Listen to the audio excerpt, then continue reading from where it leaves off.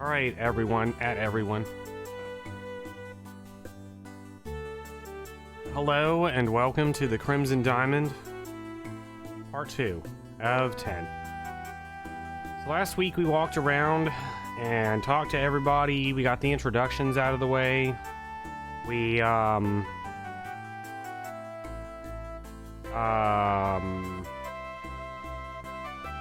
decided to go looking for a diamond. I'm gonna leave it on this screen for a minute while we recap, because this is the only music in the entire game.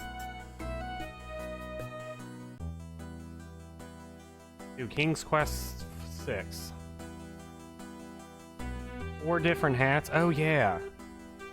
Yeah, so after last week, I got a little worried. Well, two things, actually there's probably like 10 things happened. Got a little worried that this might actually have like dead ends. And so I was like, all right, I'm gonna go look up if there's any dead ends or anything I should be concerned about with this game. I never answered that question. I just throw that out there. But I did discover like 20 other things. One, there's a whole bunch of hidden deaths that you can get in this game. A whole bunch of hidden ones. Because like you have to type everything out in this game. And two, one thing that really burned me out last time is like literally walking into every single room and opening 400 drawers. So I have a guide pulled up. I don't know how much I'll actually use of it, but I tell you what, I am tired of typing open drawer like 400 times. We're gonna find our way back to the house and see if we can get the very first death that you could have gotten real quick. I don't know if we can still get it.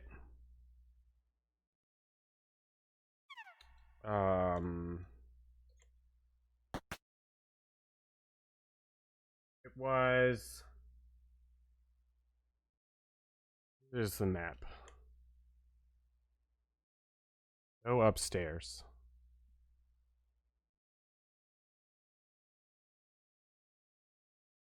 Wait, can't you move? Okay, yeah. Whoa.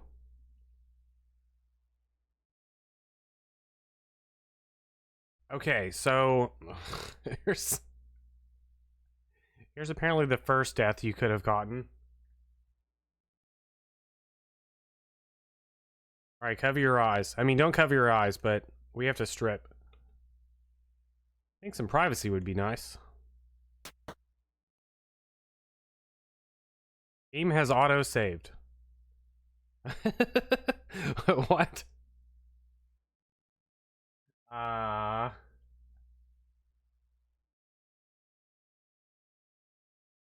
Where do you use the sink after relinquish your grip on the bath towel? No thanks. Water starts running. Open valve. You pull the shower valve.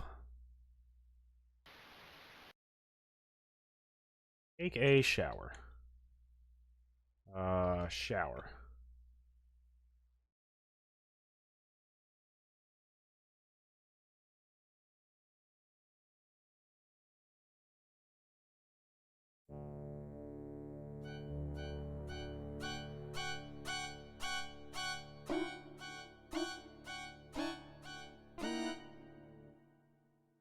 Wow.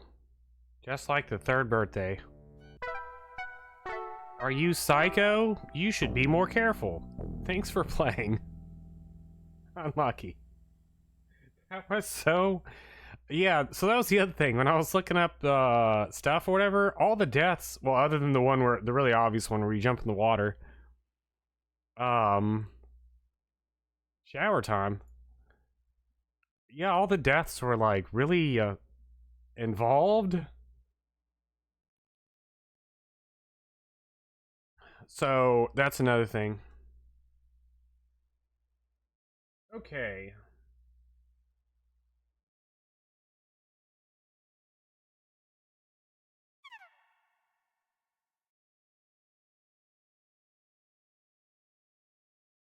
That was hilarious.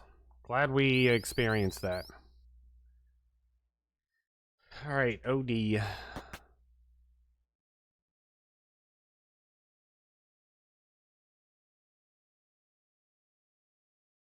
Miss when this game had music. Map.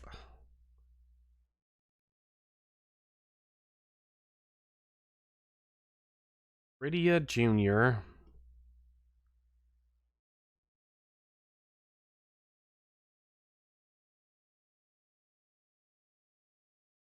I'm afraid I'm not feeling better. I don't think I'll be coming down to dinner. Sorry to hear that, Margaret.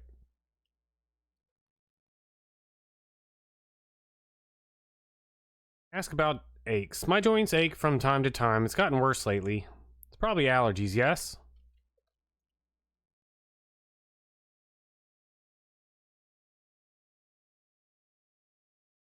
I'm afraid I do not know what my allergies might be.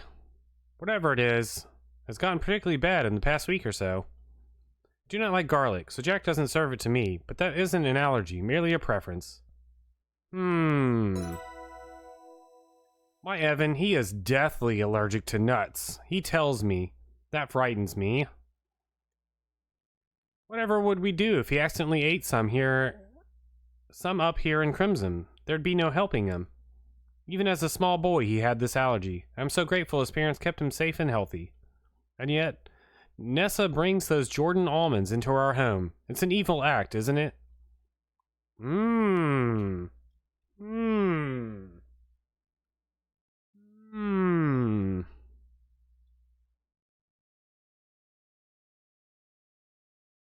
I say, didn't we get some nuts earlier?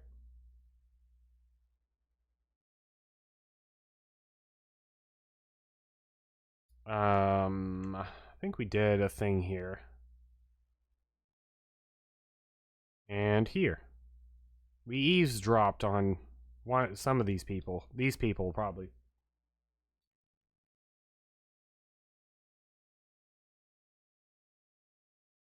I don't care at all about that. Talk, girl.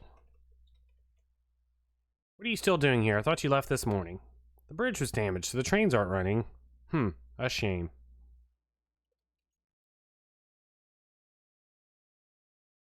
What I know about that would probably go over your head. Wow, this guy's a train expert. Tell me about trains.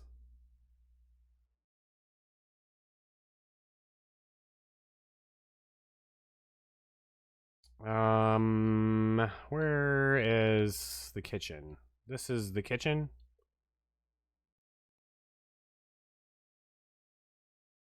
Hey Jack, you look a little bothered. Anything I can help you with? Never you mind, miss, but if you want to busy yourself, I've been missing my ice pick for at least a week. I don't need it right now, but it's just been on my mind, you know? Ask about ice pick. Can't remember where I left it. A shame because I can't chip off blocks of ice for drinks. Ask about ice. The ice block has a bit of a leak in the door. Lets a bit of heat in, it's melting ice out. During the day, the melt makes a little puddle, but pay that no mind. I'll mop it up when I get time. Oh. None of these were commands in the guide. It's interesting, I learned, in the past 10 seconds, I learned that you can ask about things. And now I want to ask about, like, everything. Ask about pot of coffee. Can't use coffee in this game. What is the, like, kettle? Ask about kettle. This old thing, it was here when I got here. The old cook must have bought it. Ask about murder. Murder? What are you going on about, Nancy? Reading too many mystery books? Ask about the future. Oh, can't use future in this game. Ask about my future. Ask about paleontology. Dang.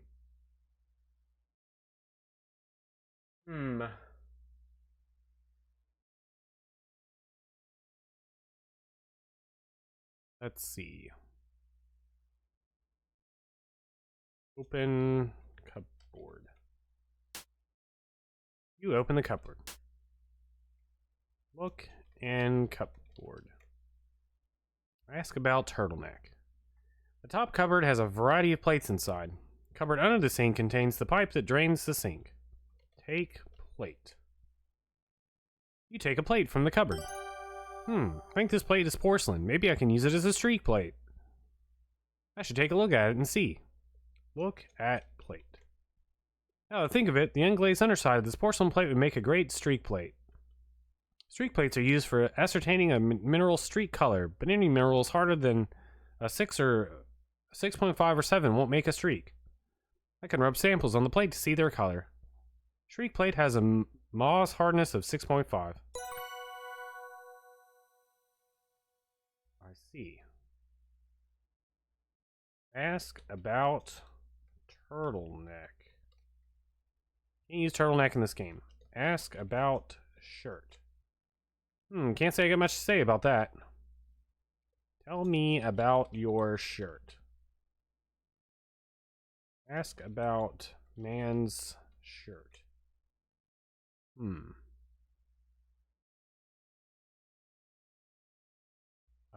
Ask about Braska. Can't use Braska in this game.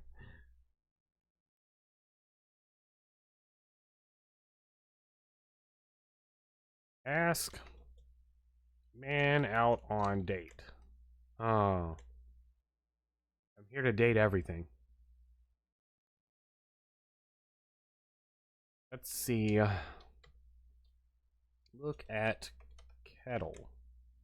There's a blue graniteware kettle boiling water on the stovetop. Take kettle. Take the kettle, but you resolve not to leave the kitchen with it. Can't imagine someone just walking away with your kettle.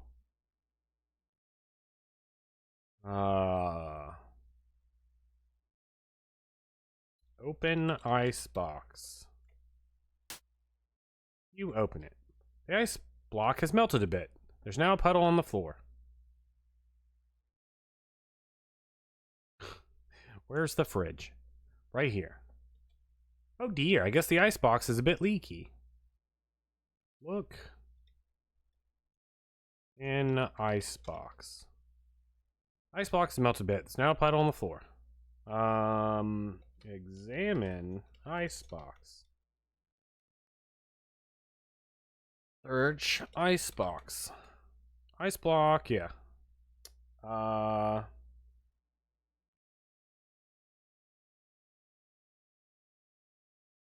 Pour hot water on block of ice. This white day, slip on puddles and collect insurance. You eagerly pour some hot water onto the ice block. Aha, some of the ice is melted away, revealing a wooden handle. Ooh. Slip on puddle. Dance? Dang, can't use dance in this game.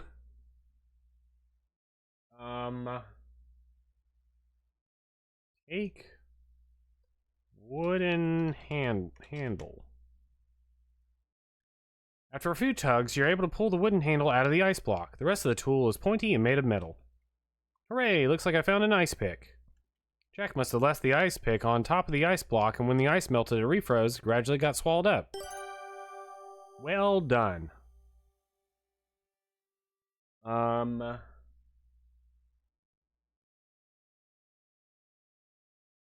What is in my inventory? Oh yeah, we got a shovel. Stab Jack with pick.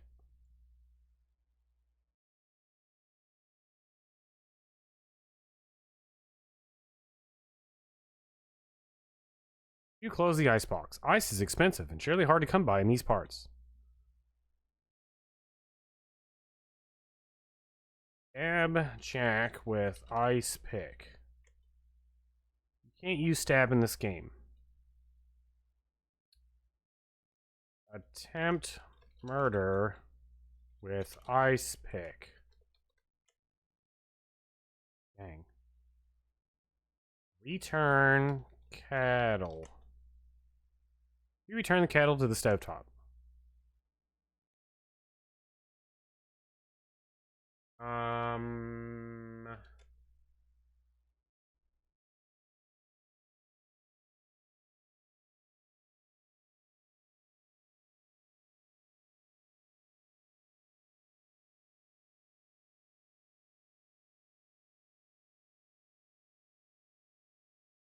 Take yellow thing. Take fly paper. Drop the old strip of fly paper into the waste paper basket below. Gag. Summer in northern Ontario, eh? Black flies swarming thick as anything. There are boxes full of fresh fly paper out in the shed. Uh-huh. Dude, I'm like next to the door.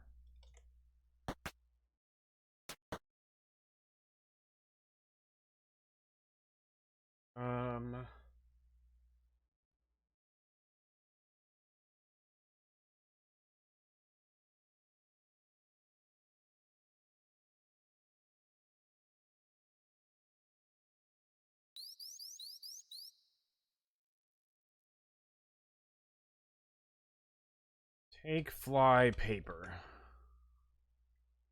You pick up the box of fly paper. I love basement entrances like that. I think they're so cool. This. Like going down into like a cellar. Imagine opening one of those up, climbing down in there, and there's like a whole huge like train set down there.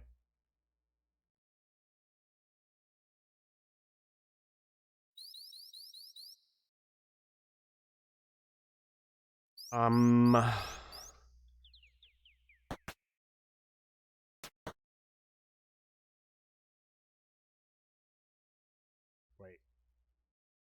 Wrong direction.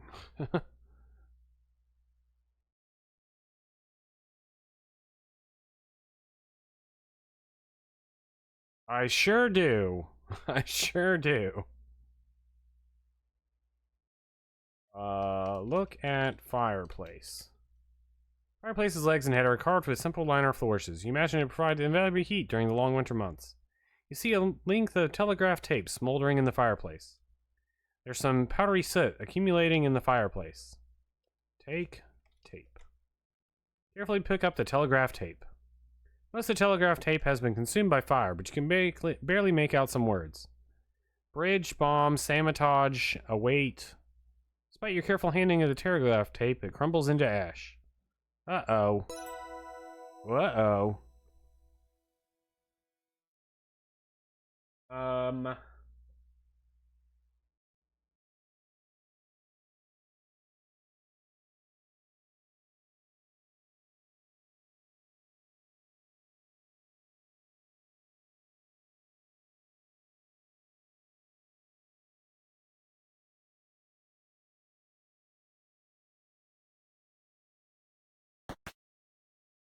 You open the main door and go outside. Oh God.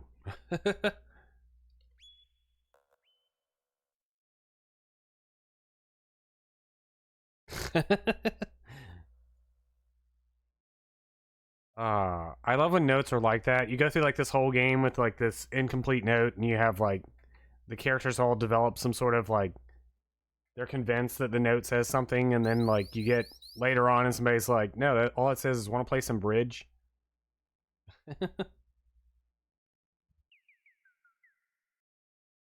Let's see.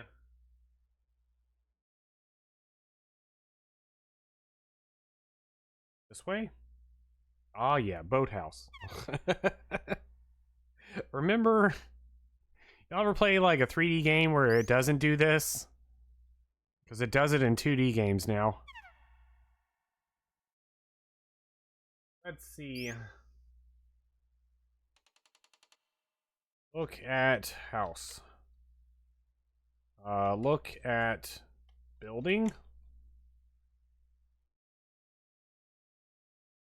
Look, building. Salmon building. What is building? Salmon house.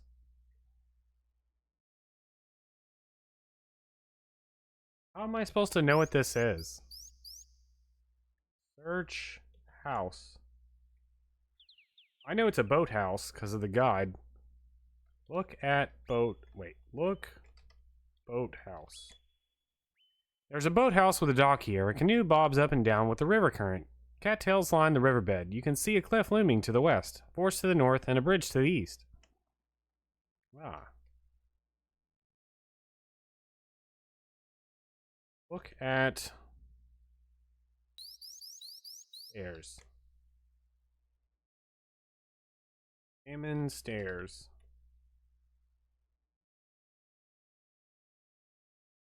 What is this? Zork.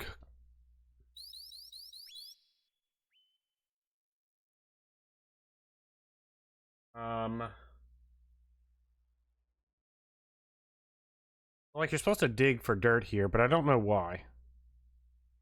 Nope.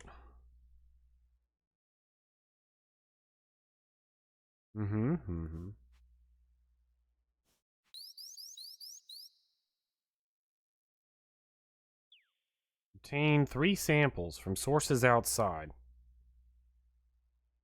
Well, one of them is right here. I'm glad I pulled up a guide, or we'd spend literally like 10 hours trying to figure this out.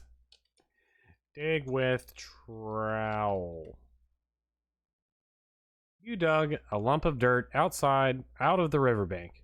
You're surprised at how deep you have to dig before you find minerals of any kind. You take advantage of the handy-dandy river and wash the dirt away from your sample. Wonderful. Looks like I've obtained a good sample from the riverbank. Still need to collect 2 more samples from outside the lodge. A nice sturdy hammer is always welcome in a geologist kit. I should try to find something that will do the trick.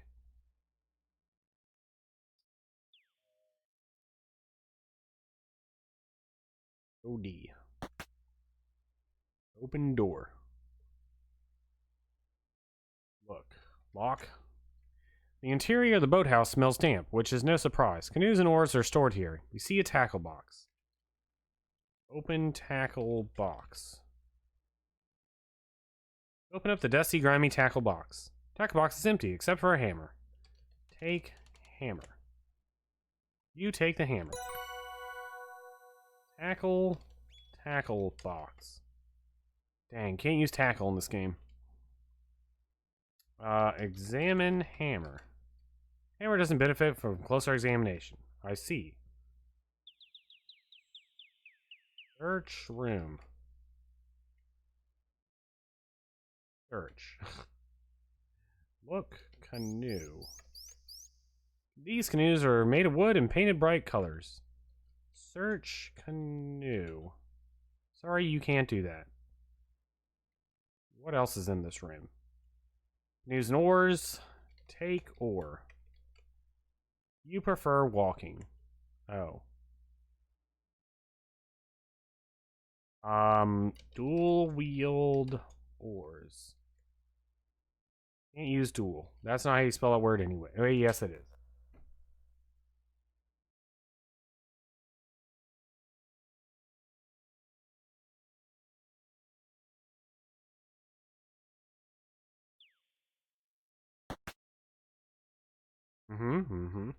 Get in boat. Rather not climb to a canoe that is docked in a fast-moving river. What? Why not? Detach boat. Look at boat. Canoe appears to be made of animal hide. The river's current may be strong, but the canoe looks up for the task. Untie boat.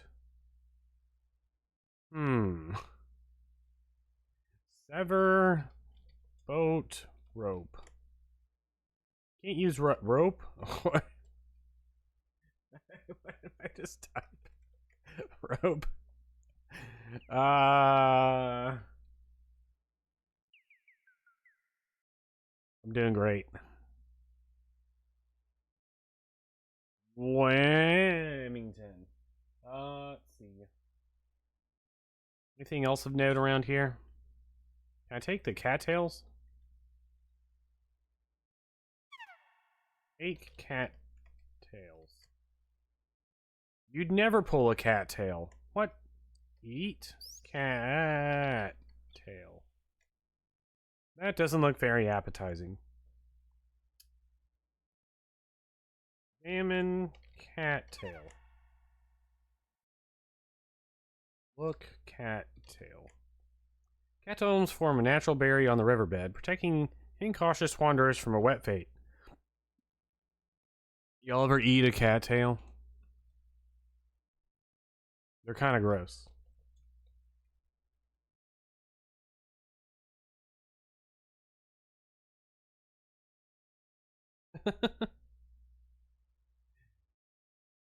Ooh. There's a jetty here overlooking the rushing river. Cattails line the riverbed, and there's a rotting log lying on its side. Dirt path leads north into the forest. West leads to the bridge, and east to the waterfall. Look at log. Rotten log is well on its way to returning to the earth. It's covered in moss and is starting to cave in. Search log. Rotting log is full of moss and gross bugs. And a little metal whistle. Ooh, we got the uwu question. Finally. First try. First try. Time to add some Dread Out 2 questions. Actually, do we have any Keepers of the Dark or Dread Out 2 questions in there, I wonder? Look in the log. Run logs full of moss, metal whistle. Pick up metal whistle. Pick the duck call from the rotten log. Well done. Every time I see the word well done, I think welding from Dreamfall The Longest Journey. And Shitbot just being like welding, welding. I love welding. Welding. Love that guy. You think of well done, gross steak?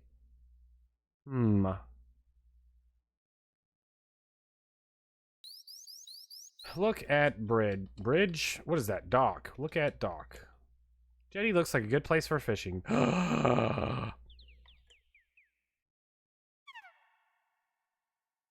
No fishing.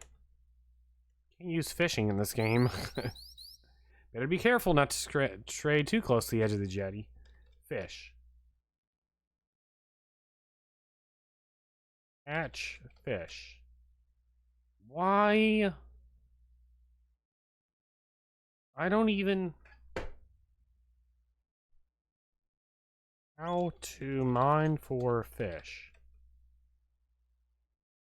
Mine for fish. Okay,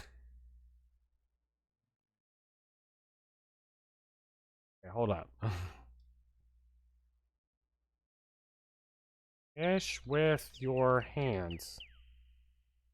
I try catch fish with hands. Get fish.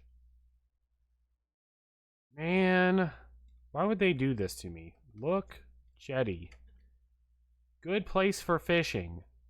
You know what I can't do here?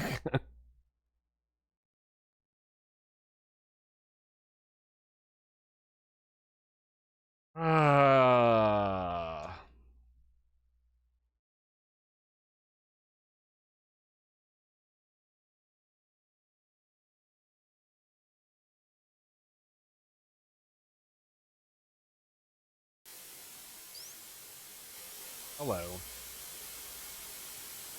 There's a steep cliff here with a rather scenic waterfall flowing from hidden crevices. The cliff face hosts a thriving colony of what you assume are double-crested birds. They clearly enjoy nesting here. You can see the boathouse east of here and the faintest indication of the carriage house to the north. Kimmy is here. Look, Kimmy. Kimmy Kashiro is a petite Asian lady in her late 30s, struggling dressed in knickerbockers and sensible shoes. She seems shy and doesn't reveal much about herself. During the trade run, you managed to glean that her family immigrated from... Is that how you spell immigrated? I guess it is. Immigrated from Japan in the 1870s.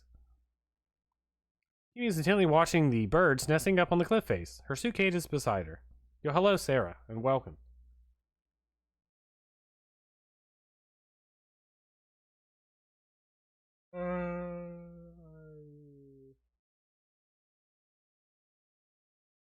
Couldn't even wait to stow her luggage back in her room. Wow, she's keen. Talk Kimmy. Oh, hi Nancy, I didn't see you there. Ask Kimmy about birds. Stunning, aren't they? I feel so fortunate to be seeing this. Scare birds. Dang. Startle birds. Hmm.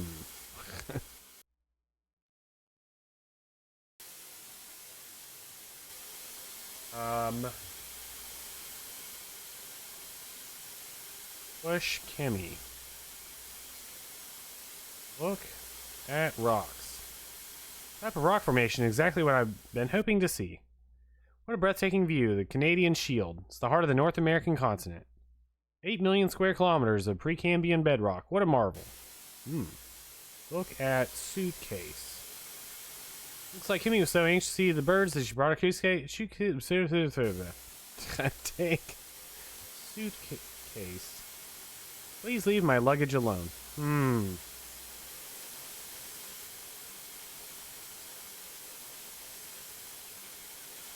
Air birds with whistle. Low whistle. Put the duck call to your lips and blow. That is a bird call, all right. A duck, where? Yeah, we got music.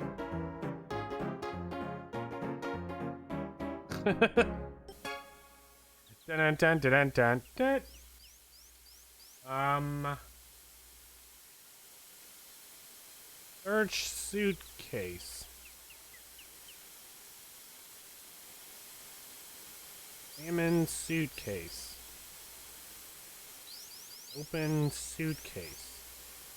We can be back at any moment. What if she caught it? You going through her things?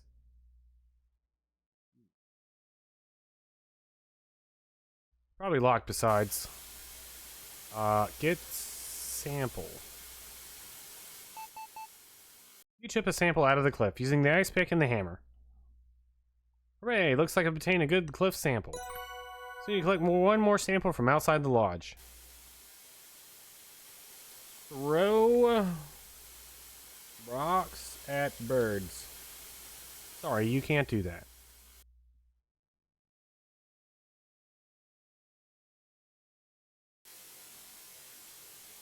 Examine rocks.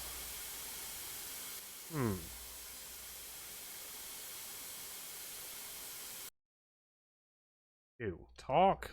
Man. Good morning, Mr. Respa. How are you today? Hold on. Albert Respa. I have all the names written down. We got Jack, the butler. Evans is the lodger. Corvus is the lawyer. Nessa is the sister. Kimmy is our good friend. Nathan is the native. Albert is the mineralogist. Margaret is the friend in air quotes. Then there's also some guy named Carl, but I don't think we've actually met that guy yet. I'm very busy, Miss Maple. Miss Maple, I'm very busy, as you can see. The field work must be comprehensively performed. Well, maybe that boulder isn't a good place to start. It looks to be a glacial erratic and... Excuse me, young lady, are you trying to tell me my business? How amusing. Run along then. Maybe you can help Jack in the kitchen. Huh. Wow. Rude. Slap? Man. You wouldn't hurt a fly. Oh. Ask man about rock. Excuse me? Was curious about your professional interest in this glacial erratic. This rock is granite, which is a type of intrusive ingenious rock, but not the appropriate type. Will you please leave me alone? Granite has a high quartz contact, whereas diamonds are found in ultra-basic rock that is low in quartz. What will make you stop? Furthermore, granite and diamonds don't even come from the same depth in the earth. Listen, Miss Nancy Maple, Mr. Respa. Yes, Miss Maple. I have had just about enough of your help. I'm returning to the lodge to get out of the sun. When I return to my work, you will not interrupt me. Do I make myself clear? Okay, Mr. Respa. It's true, I learned from Minecraft that granite and diamonds are on two different levels. Actually, I guess you could find diamonds, technically, and pretty much anywhere. Should take advantage of Albert's absence and study that fascinating boulder. Study boulder. What? Row. Wait. Punch boulder. Dang. Get sample. You ship a sample out of the glacial erratic using the ice pick and the hammer. Man, I want to play Minecraft so bad right now.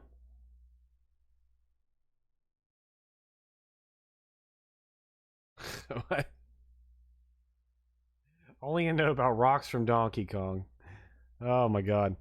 It's essential to make my fieldwork comprehensive and include anything geologically interesting, even if it doesn't apply to my goals. Maybe one day someone will be conducting fieldwork on glacier erratics, in which case my observations would be vital. Oh, I should ask Albert about quickly borrowing a tool or two from his kit. Tools would help so much, and I'd put them right back. I should go and ask his permission. Don't ask for permission. Search. Suit. Case. You've reached the western limit of the property. To the north you can see the carriage house. The roar of rushing waters to the southeast leads deeper into the woods. There's a huge boulder here.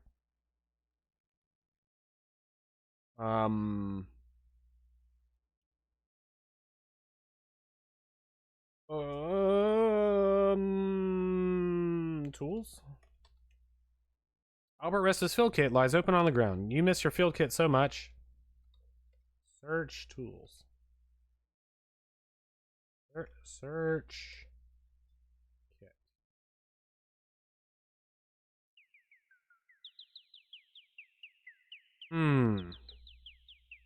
The bedrock of modern gaming.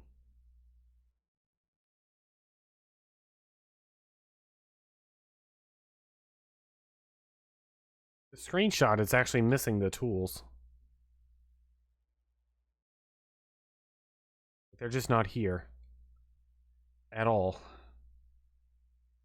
I don't need them. I just want to, like, go through people's stuff. Go through people's stuff. Unfortunately, that doesn't accomplish anything. That means that's an actual command.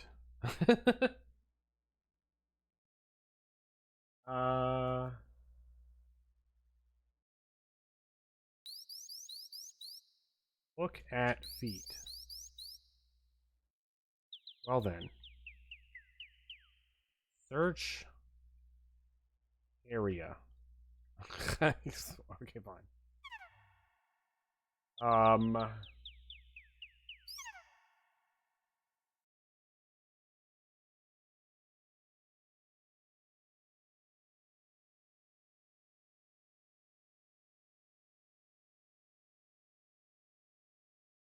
Meant.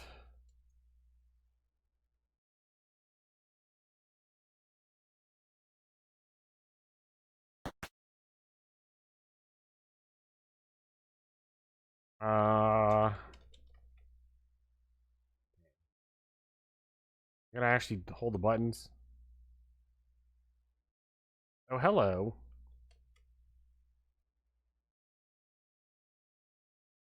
What message got all them on it?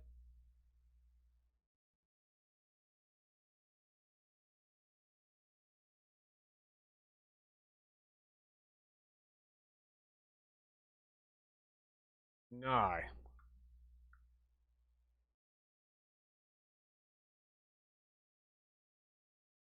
Let's see. Kitchen is rough hewn, blah, blah. Jack is here. Albert is here.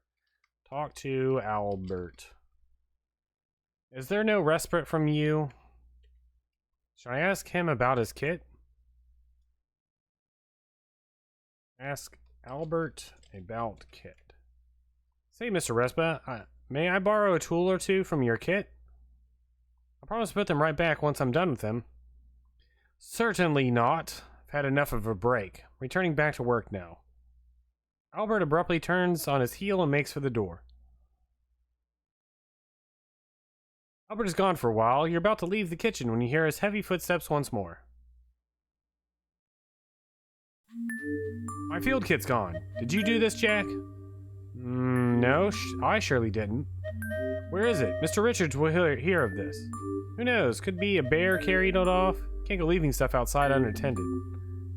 Jack's literally been sitting here like the whole time. Why do you blame Jack and not me? I don't think Mr. Richard cares much about your problems. Why don't you just sit tight until the bridge is repaired? You can get out of here and never come back. My superiors will send me a replacement kit. Take me to the train station immediately. Can't, car's broken. Darndest thing. Put it in the carriage house and a part broke right off. Haven't got a replacement. Nathan's got a car and spare parts. Only he's not around, you know. So please, go make yourself a drink and enjoy some of our northern hospitality. Albert glares, but says nothing. I've nearly finished my work for the day, but I really ought to rub the samples on my streak plate.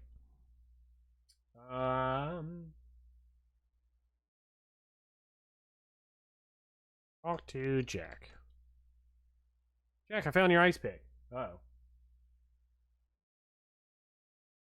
Nice work, Nancy. Can I borrow this ice pick for a little while? Sure, you've earned it. When I need it back, I'll let you know. Thanks. Polish. Wait. Rub. Hold on. Screenshot has her standing next to this. Rub. River sample on plate. Before I rub the river samples on the streak plate, I ought to conduct a quick visual inspection first. Nearly finished my work for the day.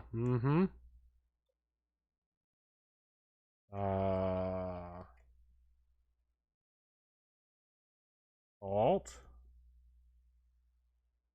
Visual inspection of river sample helps you separate the rocks from the possible minerals. Rocks are a combination of more than one mineral, so it's easy for me to remove those from the sample by visual inspection.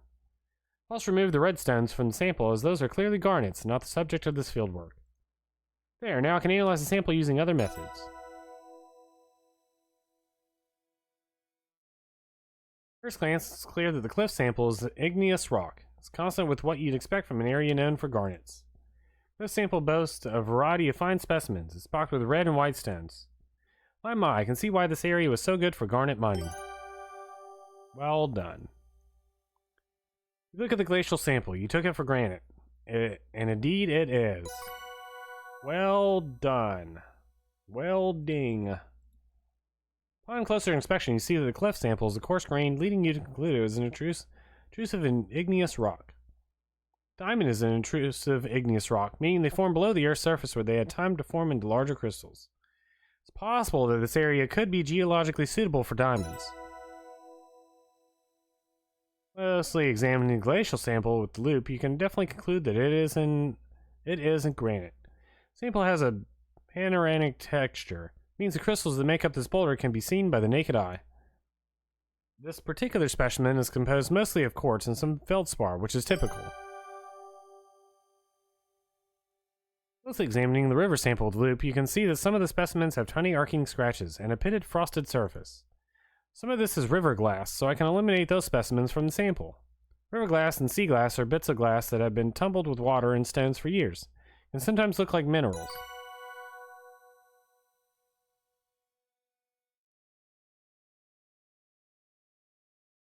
Alright. Rub river sample on plate. Rub the specimens from the river sample on the streak plate. One of the specimens produces a white streak. Streak plate probably has a Mohs hardness of about 6.5, so this specimen is softer than that. Since diamonds have a Mohs hardness of 10, I can conclude that this part of the specimen is not a diamond.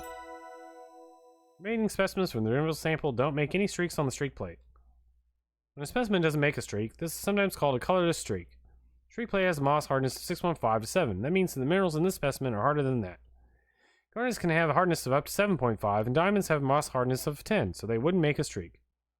Wonder if Albert would let me borrow one of his Mohs hardness picks so I can test the remaining bits of my river specimen. Wonderful, I'm satisfied with my fieldwork analysis for today. My, it's getting late, but I'm pleased with my work today. Your stomach rumbles. It's dinner time. Proceed to the dining room when you're ready to eat. I see.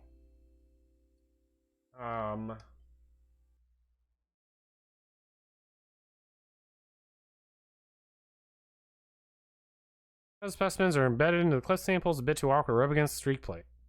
That's okay. Still a nice sample and good piece of field work.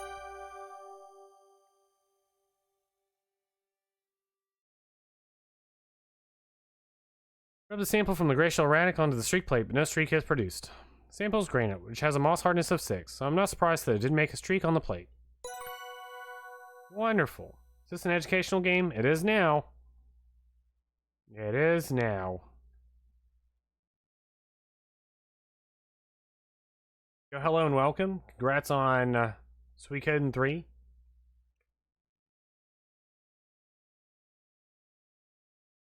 Let's see.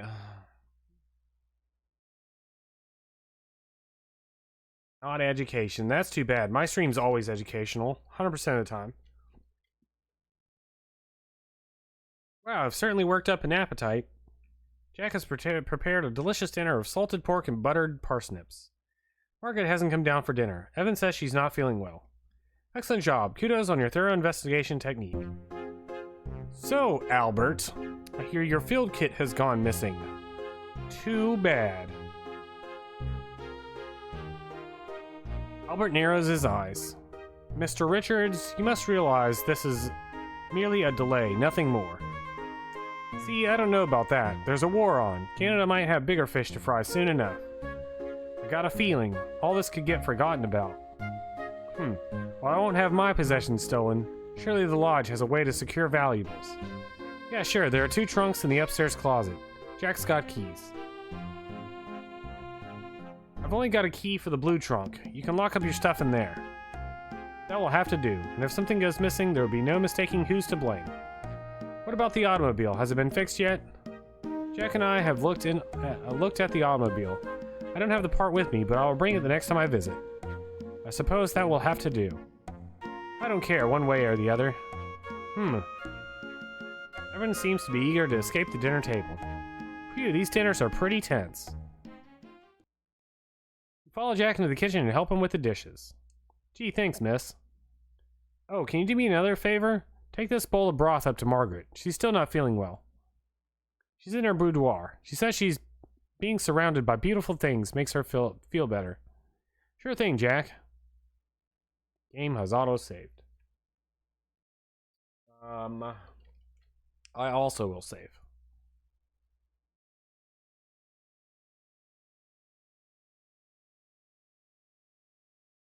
Let's see. Do I have... What are you? Oh yeah, the duck. Steaming bowl, wholesome broth. Steam for the broth fogs up your loop. Can't really examine it more closely. Dang.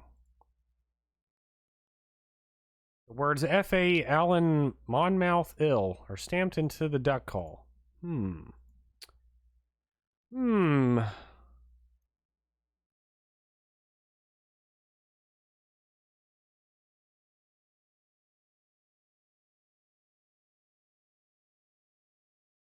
Hear voices in the doorway. Wonder what they're talking about. Eavesdrop. It's a myth that cormorants hunt fish that are prized by fishermen. Unfortunately, the birds have been subject to many attempted exterminations. This colony suffered when the Crimson was a garnet mining town, but it's recovered since. The Nessie colony on the cliffs to the southwest of the lodge is the only intact example for many kilometers. So relieved to hear that the colony survived. Nature is so resilient. It is, to a point. But should the government return and claim this land for its so-called precious stones, the entire nesting colony will be at risk. This cannot be allowed to happen. Oh dear. Nathan and Kimmy continue to chat about cormorants and other birds. You find yourself starting to nod off. Same.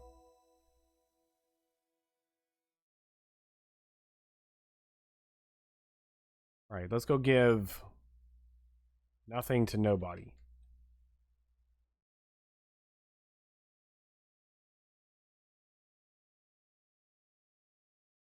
Enjoying some peace and quiet. Kimmy's in the conservatory grilling Nat on the local wildlife. This room is so distinguished and cozy, Mr. Richards. Thanks, Nancy. It reminds me of my pa. Ask about pa. Everything about my pa you can learn from exploring the lodge, this room especially. He was a bit grandiose and a dreamer, but he built to last. Ma insisted on the fancy, frilly parlor as she knew it would appeal to city folk. And see, Nessa and Corvus love it in there. Smart woman, Ma. Ask about Ma.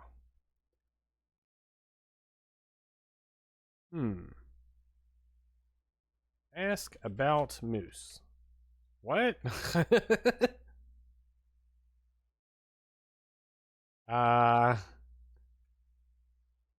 Ask about painting. What?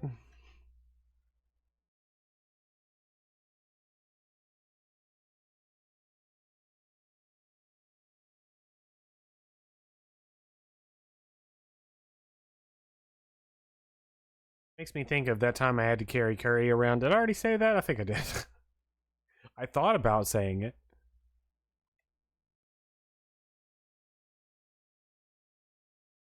Wonder if the water's still flowing. Yep, water's still flowing.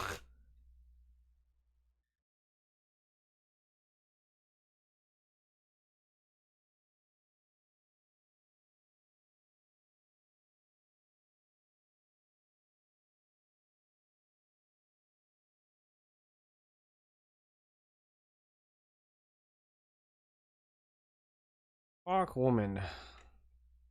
Good evening, Nessa. You are constantly underfoot, Nancy. I came up here for some peace and quiet. Ask about peace and quiet. Can't use peace in this game. Oh. Only murder. Murder old lady. That doesn't seem to work. Oh. Flirt with old lady. This is neither the time nor the place. Ask about Pa. Father was just like Evan. He got comfortable. The town shriveled up and he just stayed. At least Evan had an excuse. He was born here, so he doesn't know anything else. But he was never interested in seeing the world. What a boring man. Dang. Ask about Ma. Mother liked it here too. It was unbearable being the only one who wanted better than what we had. I left as soon as I could. Ask about childhood. Ask about childhood trauma. Ask about nuts. The ones in the parlor? I brought them here. They're the only really palpable thing here. Evan made such a fuss when he saw them. He's allergic, but it's not like I'm forcing him to eat any. Dang. Ask about these nuts. Can't use D's in this game. Well, well, well.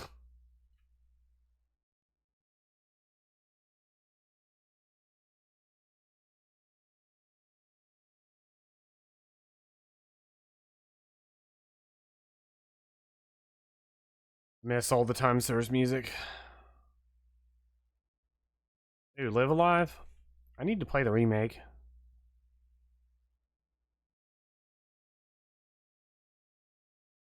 Hawk woman. Are you feeling okay, Margaret? Today my body aches a bit. I'm feeling a bit under the weather recently. I'll probably feel better tomorrow. Ask about Pa. Life was hard growing up. We are not so close. Oh. Ask about Ma. Ask about Evan. He may appear gruff, but he is so sweet and gentle-hearted. Ask about Kimmy. She seems a bit shy. I guess I can ask her about anything. Ask about Nessa. Sour old woman. Ask about nuts. Her cakes and cookies to confectionery, but not too much. We must stay trim, yes? Sure. But of course, after dinner, Jack and I might bake a batch of cookies. My Evan loves cookies. Thumbprint cookies are Moncher's favorites, but we can't coat them with nuts. He is allergic.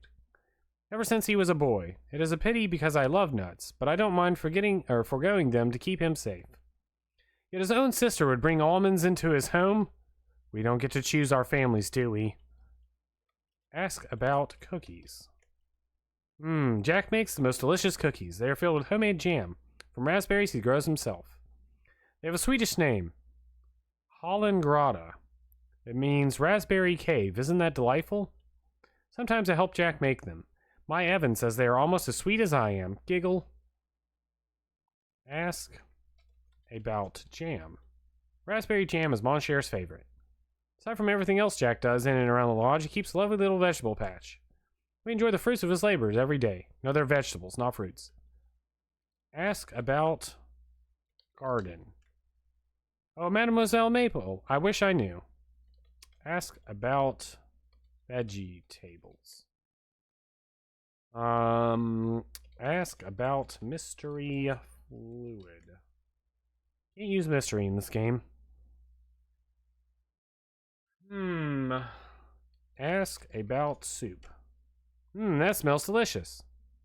Pour soup on Margot. What is her name? Don't have any water right now. Well, I said pour soup, not water. Give soup to girl. Margaret, Jack made some broth for you. Oh, he is so wonderful. Please set it down on this table.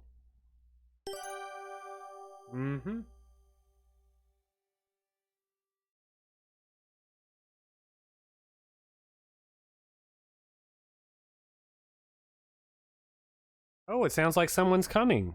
You're about to move from behind the screen when you hear footsteps in the master bedroom. Nessa, what do you want? Jack asked me to bring this water up to you. I thought we could have a little chat, besides. I knew there was a catch. You know how hard it is for us women to make it in the world? Is that so? Indeed, especially for women who have lived particularly roughly. Such as yourself. What do you mean? I have a very good memory for faces, and there is no mistaking one as pretty as yours. That bad bit of business up in Skagway, the Mounties never caught you, though they did try. There were wanted posters, pasted up as far south as Niagara Falls. Break it off with Evan and leave Crimson, and maybe I won't tell. Ha, the things I've seen, the things I've done, you don't frighten me, you old hag. You will get nothing, do you hear me? I will make sure of that. Skagway was lawless, because people looked the other way, but up here, there is no one to see what could happen. Watch out. Oops. Nessa puts the drinking glass and pitcher down on the side table, deliberately knocking over the bowl of broth. Nessa then buffs the drinking glass clean with a white handkerchief. Figured as much. Silly little gold digger, you watch out. She was gonna eat that broth. Game is auto-saved. Pretty sure I never would have seen this cutscene. Out the guide.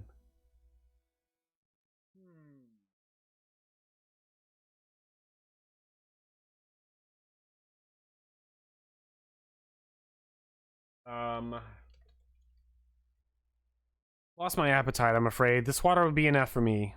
I see. Bowl does require closer examination. Included is spilled and its contents are pooling on the side table. See. Clean up the spill and decide to take the empty bowl back downstairs for Jack to wash. Mon beaucoup, mademoiselle. You are so helpful. I don't have much of an appetite right now anyway. This water's enough for me. Ask. What was the name of that place?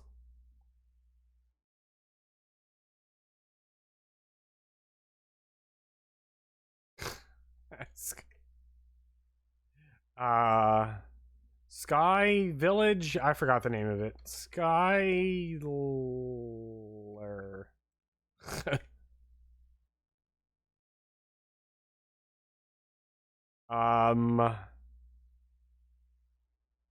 Blue Sky. Ask Margot about Nessa. She needs to leave. She is not welcome here. Oh. I see.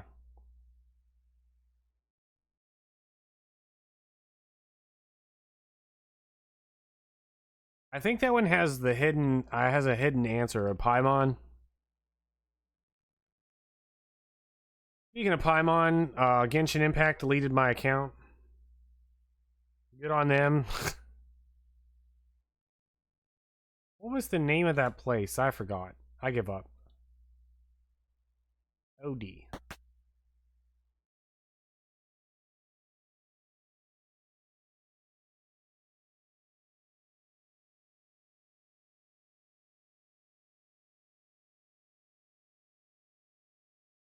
Eavesdrop. Don't hear any voices. Open door. Door's locked.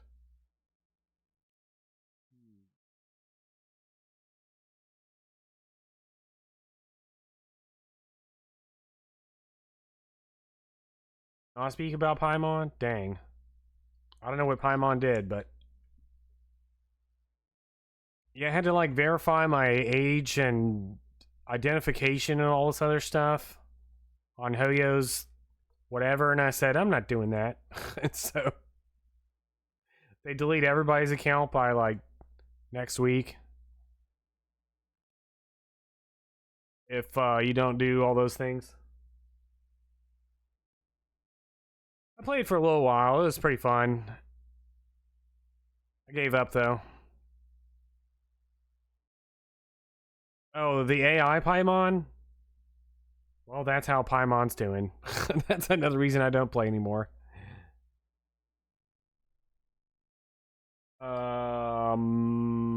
Ask about birds. Oh, Nancy, the nesting colony of birds was a sight to see. Suppose being stuck here has its benefits. Really does, you know? They don't prey on the same fish that fishermen seek. That is a misconception. Ah.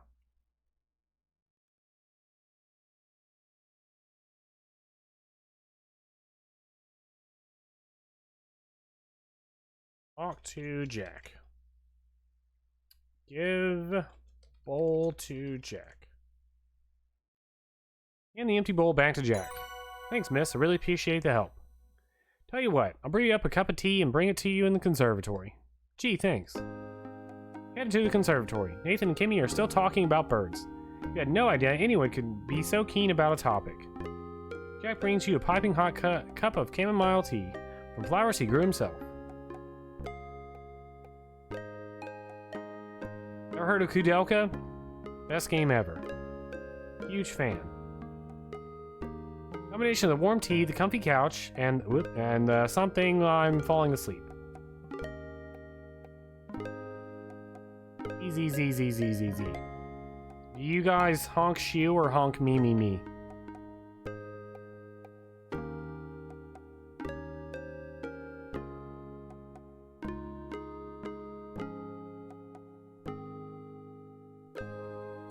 Sorry, I had to stretch and pop my back. Alright, Z.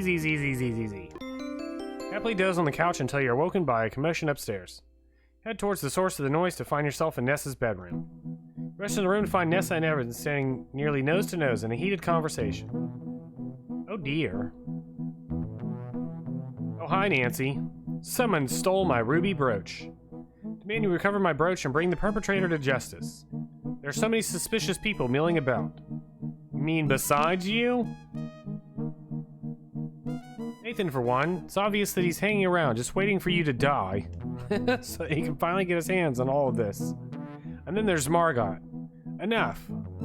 It's clear that Evan is at his limit. His eyes flash with anger momentarily, but it fades just as quickly. He grimaces, shrugs, and then looks away. Got my hands full as it is. Curio's smashed too. Bunch of stuff's gone. What? Some of that's mine. Someone's robbing me blind. How dare you? Probably misplaced your brooch. As for the curio, I bet you smashed it yourself because I told you I'd lost the curio key and it was locked up tight. I know you're here to get what you think you owed. Any way you can. So don't expect any of my help. Sputter. I'm done with this. Keep your voice down, why don't ya? Margaret's resting. Also, yes, you should play Kudelka. I'm gonna go check on her. Don't get me involved. I should take a closer look at the jewelry box. And I should also examine the curio cabinet in the room I'm sharing with Kimmy. Oh, I remember reading a mystery novel where fingerprints help solve a crime. Chapter 3, Investigations. Yes. Kudelka is a RPG horror game where you play a smooth-talking Kudelka with some of the best voice acting and animation work in any video game ever made. The characters were all portrayed by real-life theater actors and actresses. Let's see. Turn-based tactic, kinda.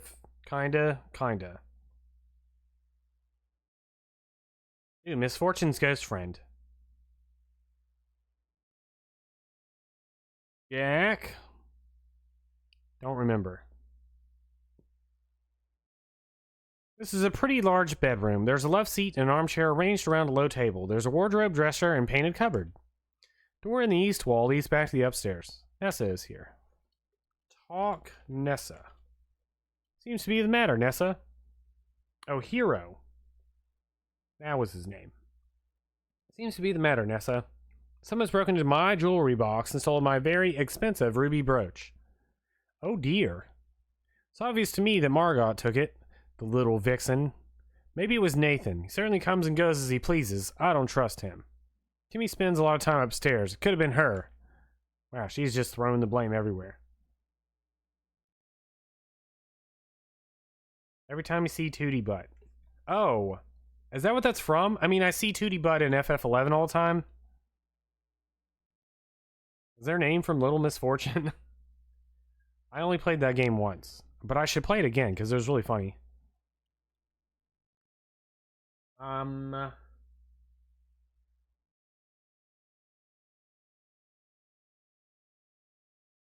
Examine box. Smoothwood looks unharmed. The box probably wasn't forced open. I think I see some oily smudges on the jewelry box. Now got this container that'd be perfect to hold any helpful powdery substance I might come across. I just need the powdery substance to reveal any fingerprints that might be on smooth surfaces.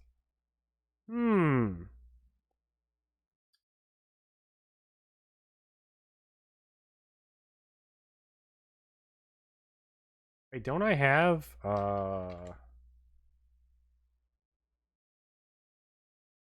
elegant tin of powder. Absorb your oils and grab your prints. I'm gonna keep following this guide, but I think I have this already.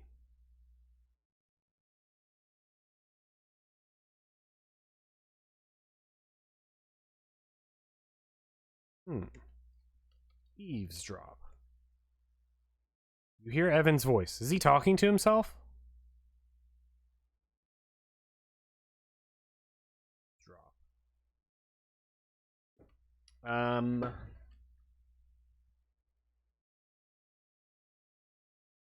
Knock on door. Can't knock on a door that's already open. Well, you could. Wouldn't have much purpose. Closed door. Eavesdrop. Knock on door. Come on in, we're decent. I love the amount of, like, just little things you can do in this game.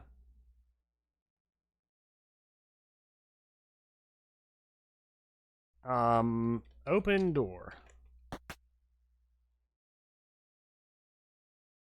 Find 'em wholesome to be alone in the greater part of the time. To be in company, even with the best, is soon wearisome and dissipating. I love to be alone.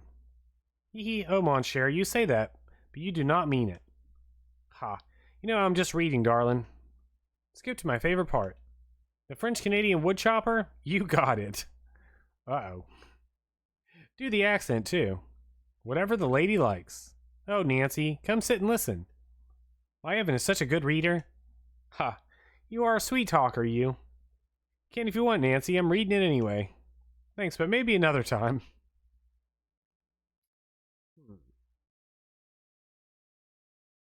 I don't remember base game Final Fantasy Tactics anymore now that I've seen so much of the randomizer. What are we doing in here?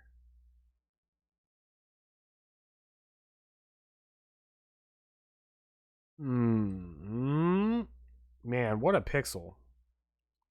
Look at table. Simple sturdy table sits by the window seat. Take white object.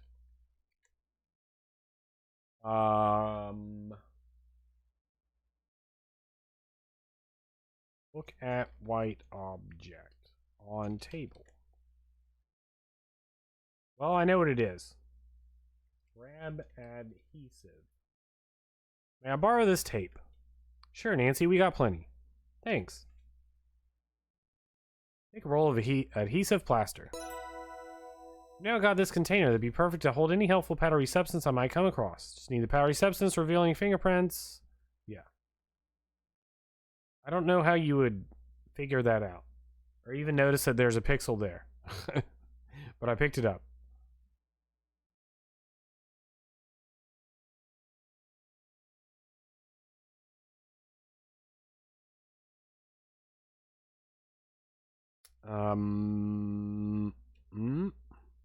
Already got this.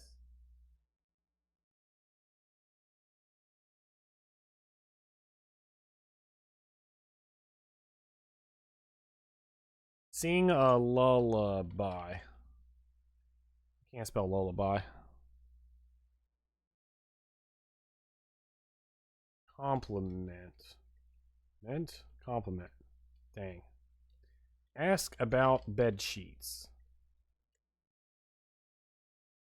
Ask about book. Margaret's listening intently to Evan read to her. It would be rude to interrupt. Most of these books were my pa's. Brought them all the way from England. Heavy as anything. Ask about bedtime. Ask about story.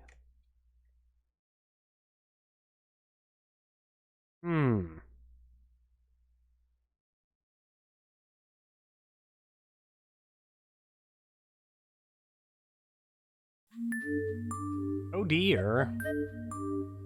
You're also immediately drawn to the smashed glass front of the curio cabinet. Jagged shards litter the rug. Ooh.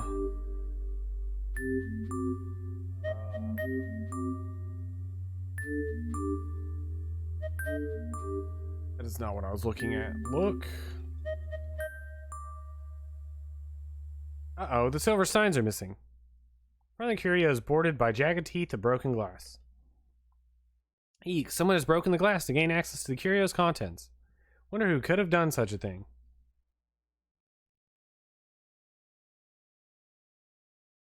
She just walked on the jagged glass. Oh no. Now there's blood all over the floor. Whose blood is this? Icky, gross. Dare me to taste it? Fieldstone fireplace looks like it would come in handy on chilly nights. There's a fireplace tools stand next to it. Some powdery soot accumulating in the fireplace. Take soot. Take some of the soot. This soot I've obtained is pretty powdery. It could help me reveal fingerprints. This tin is a perfect container. Fill the tin with soot before I try dusting anything for fingerprints.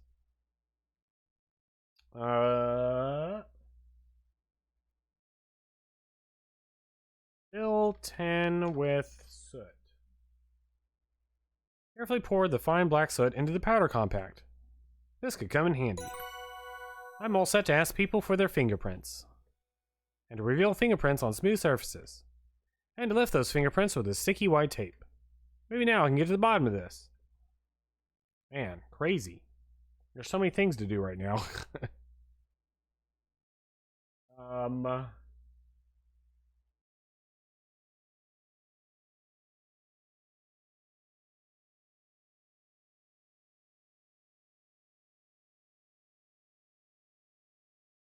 Hello.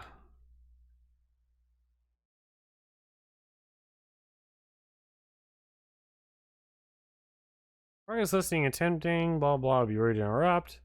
Look here, I'm avoiding all of that nonsense. Leave me be. What? Take fingerprints. Nancy, me and Margaret are having a nice time here. Leave Nessa to her own devices. But this is all her doing. It would be just like her to stir up some drama.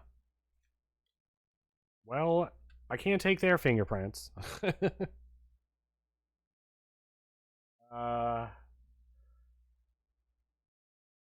Dust cabinet or fingerprints. Ha! Powdering the surface of the curio cabinet glass reveals a fingerprint. Ooh. Lift, fingerprint. Get off a piece of tape and press it onto the powdered fingerprint. Carefully mark the back of this fingerprint as evidence taken from the curio cabinet. Congratulations, you obtained a fingerprint. Type compare fingerprints to check which fingerprints you have yet to obtain. Compare fingerprints. Need a complete set of fingerprints from everyone in the lodge before I can make any definitive conclusions.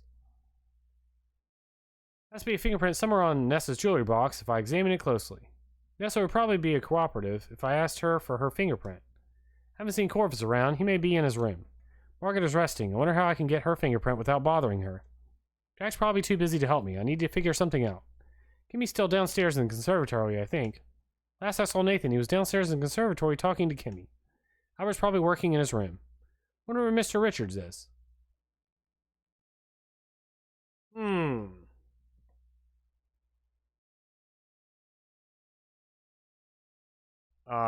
Get own fingerprints.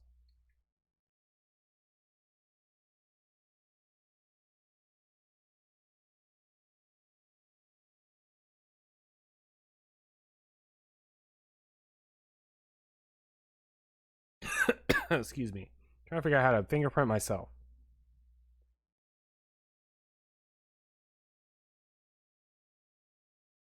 Already left fingerprint from the curio cabinet. Well, I already forgot our character's name.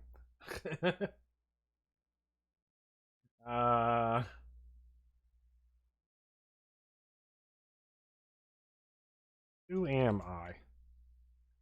What is my name? I got everybody's name written down but the main character.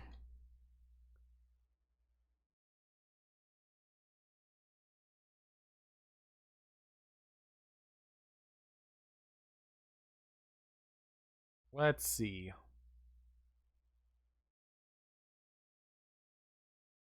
Talk to you, man. Still quite busy, miss. Oh yeah, this is the lawyer. Get Corvus fingerprint. If I want Corvus's fingerprint, I should ask him for it. Or find it elsewhere. Ask Corvus fingerprint. What I know about that would probably go over your head. What?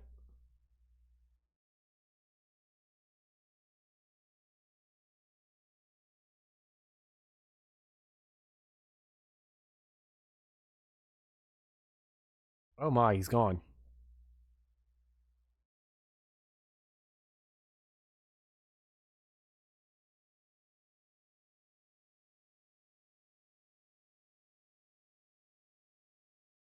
Look at glass. Margaret's drinking glass. Looks like it's been recently used. Dust glass. Aha! Powdering Margaret's drinking glass reveals a fingerprint.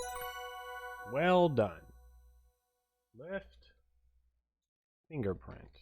Oops, not life. Left fingerprint. Have a piece of paper or a piece of tape and press it onto the powdered fingerprint. Ah, here's Margaret's fingerprint. Compare fingerprints.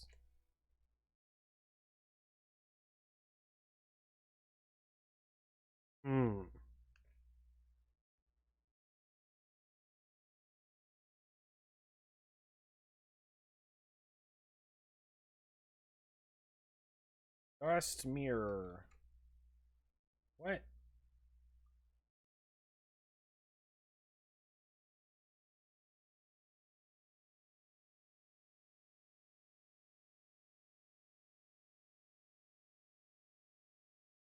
Wake up, Margot. My goodness, no. If folks found you a bit annoying before, you'd never live it down if you started starting people sleep. Stab. Stab Margot. Dust Margot.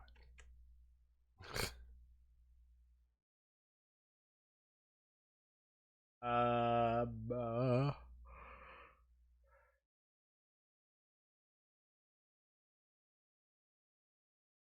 Ooh, my time to shine. Check trash.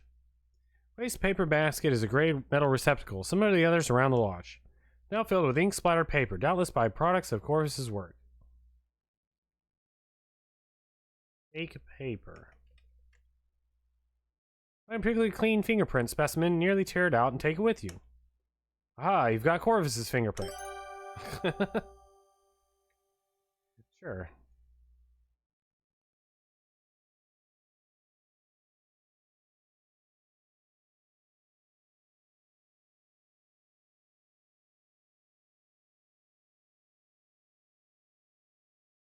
Um,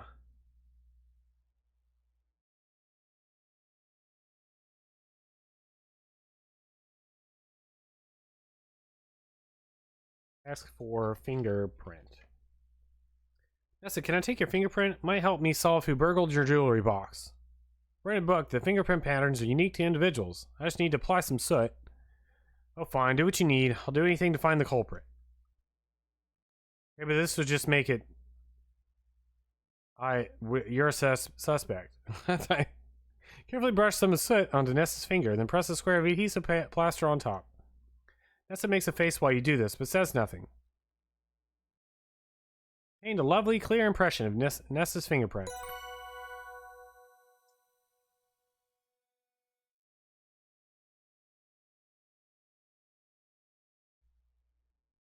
Dust. Fingerprint.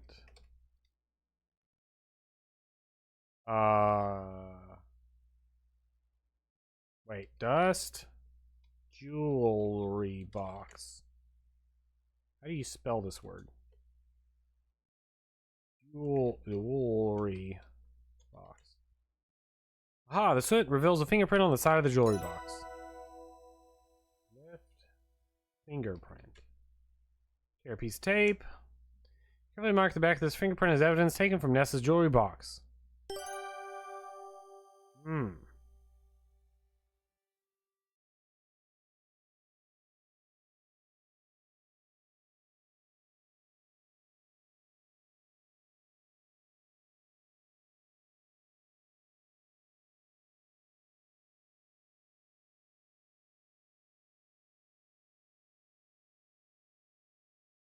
Dust trunk. Let's see. Open blue trunk. Blue trunk has a big padlock on it.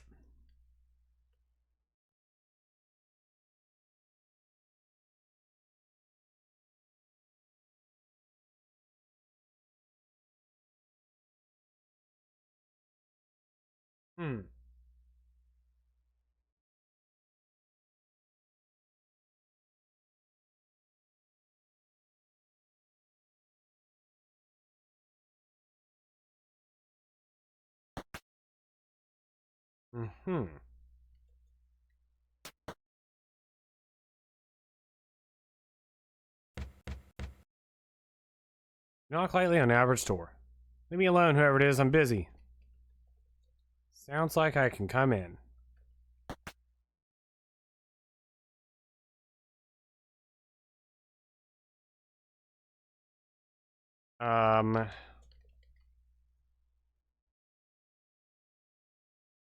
There have been thefts. I'm not surprised. My field kit went missing too, if you recall. No one helped me with that matter, so I shan't concern myself with this. Well. I see how it goes.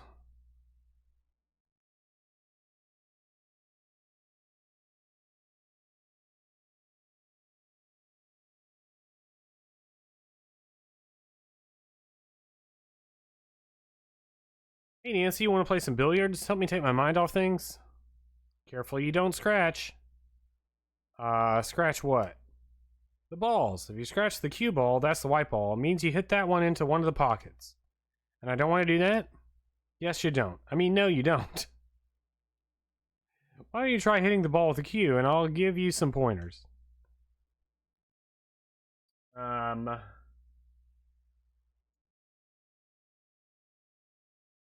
Let's see. Take cue. She's a bull shark.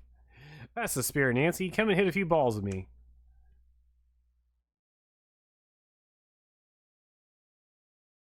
Alright, hello? Hey, billiards. Hit balls. Okay, so how about you get us started?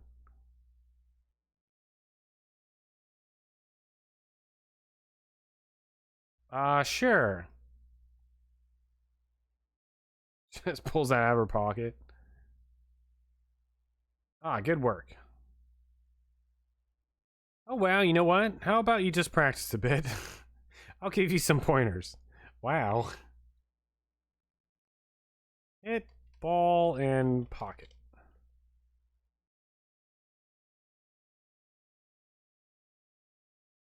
Oh, wait. Got one. Try and hit the cue ball straight on from now. Nothing fancy. Oh dear. I was trying to hit it straight on.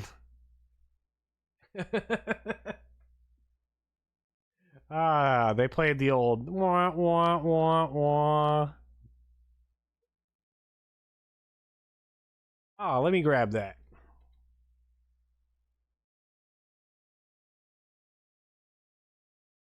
Mm-hmm. Here we go. Why don't you try again? Dust ball. What? Dust ball. Dust cue ball.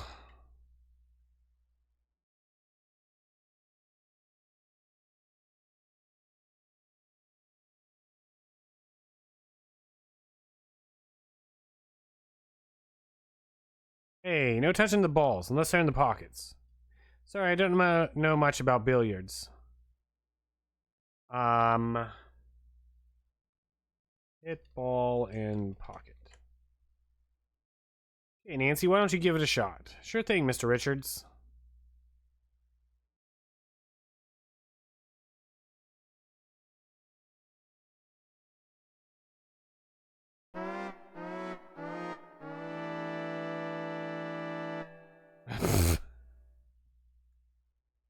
Practice makes perfect, eh? Sure thing, Mr. Richards. Oh, I'll get the cue ball. Thanks, Nancy. This is one of the death sequences. Pick up the cue ball. Careful not to disturb its surface too much. Dust ball. Aha! Powering the cue ball reveals fingerprint. Left fingerprint. Tear a piece of tape on the cue ball. Aha! This is wonderful. Clear example of Mr. Richards' fingerprint. Before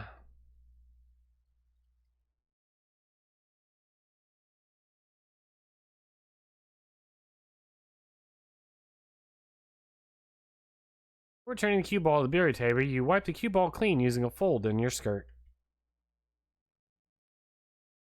I forgot his name. Evan? Nessa's real upset about her missing ruby brooch, and someone's taken my parents' silver steins from the curio cabinet. And Margaret's not feeling well. It's too much. Say, you want to play some billiards with me? Harbadabadabadabada.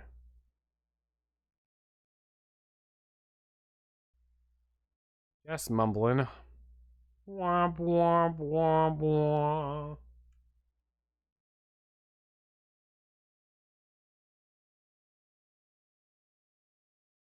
Let's see. Wouldn't do for me to walk around with a pool cue. Oh yeah.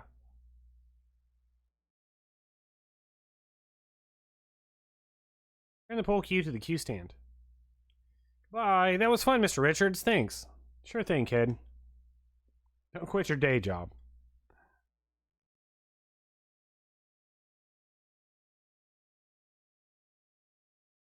Good evening, Jack. Thanks again for that tea. It was lovely and relaxing, and so relaxing that I gnawed off on the couch for a bit. Glad you enjoyed it. Jack is spooning jam into raw cookies on a tray. There's another tray by the window, full of freshly baked cookies that are now cooling.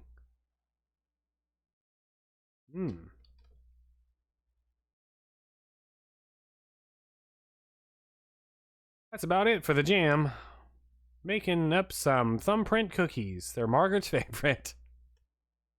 Hoping to get some food in her. She's not feeling well and doesn't have much of an appetite. Thought I had more jars of raspberry jam, though. Mr. Richards loves these cookies, too. He'll put a bunch of them in his pockets to snack on later. Same.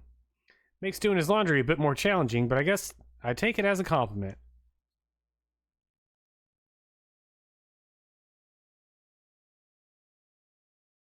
There's a lot to do here.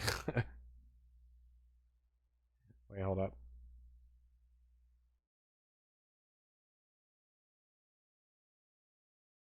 Take raw cookie. Jack, is it okay if I take this raw cookie? The one without any jam? Go right ahead. I ran out of jam anyway, so it's kind of a dud. Take the raw cookie from the tray.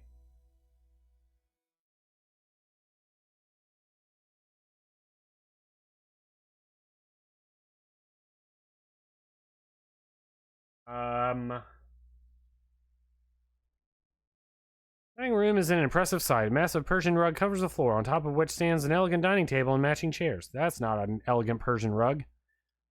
It's not red. There's a buffet and a display cabinet set against the north wall, and a pair of elaborate oriental jardinières are in imposing corners. The door to the west leads to the main floor hallway. Blah, blah, blah, blah. Candles have burned down a bit. There are wax strippings on the table and candlesticks. Take wax.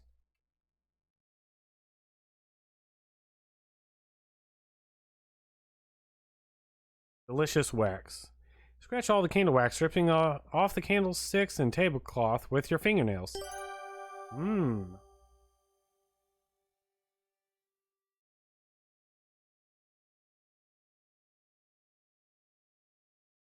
Let's see.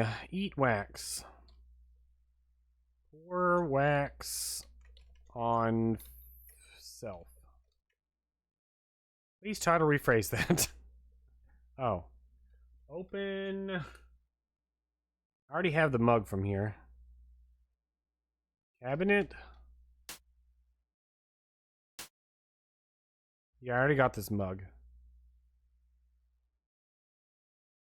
Put wax in mug. Putting hardened candle wax into the blue mug.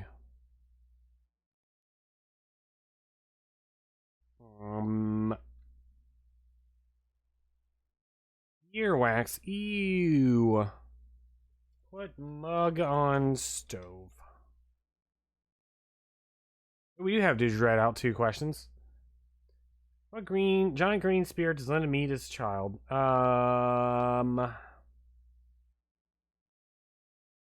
Green Sonic. You hold the mug over the hot stove, heating and melting the wax inside. You then return the blue mug to your pocket. Oh, that's nice and warm.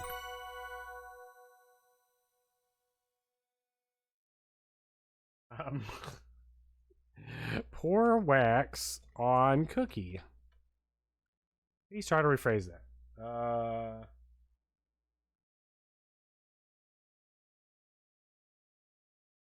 Pour wax on cookie.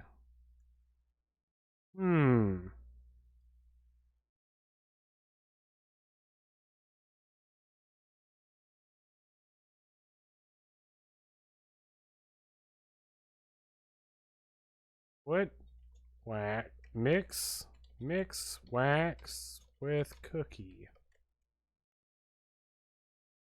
Or cookie into mug. Put cookie in mug. Put cookie in wax. Mix wax and cookie.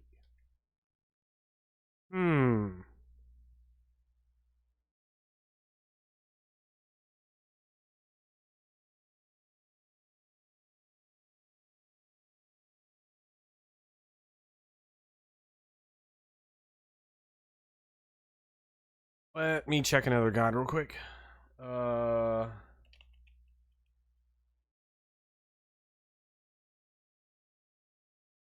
Very awkward. This game has no music. Is fill cookie? Fill cookie with wax. Carefully pour the hot liquid wax in the hollow thumbprint cookie. Well, there you go. Wonderful. I just need to chill the wax so it sets up nice and hard.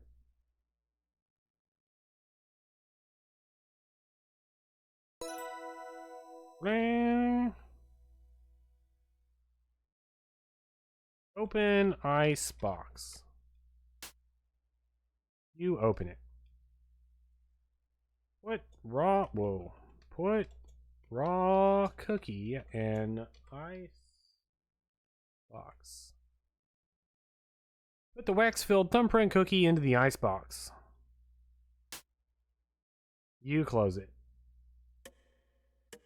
Wait an appropriate amount of time for the cookie to chill. That should just about do it. Remove the chilled wax-filled thumbprint cookie from the icebox. You close it. Brrr. Terrific, the wax is rocks hard and the raw cookie dough was hardened too.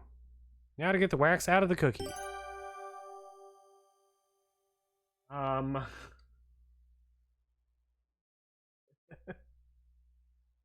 Eat cookie. Unable to help yourself, you carefully nibble away the chilled cookie dough from the hardened wax filling. This would go really well with ice cream. And would you look at that? A perfect wax impression of Jack's fingerprint. Wonderful. Wonderful.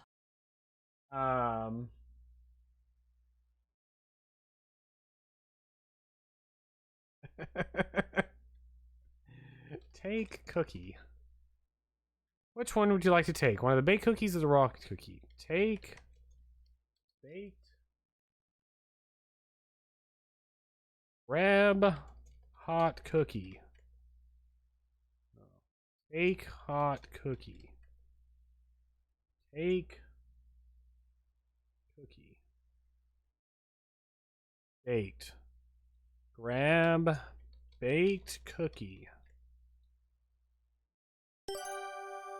Take a freshly baked thumbprint cookie from the tray. Man, I just want to say it would take us like 6 weeks to get through this chapter. If I didn't have this guide.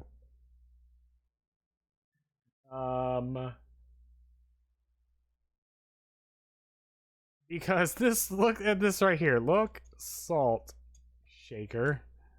Salt shaker is large and made of silvery metal. Rock salt appears fairly remarkable. Do you even see? Like, do you even notice? Do you even notice? There is a salt shaker on this table. Salt cookie.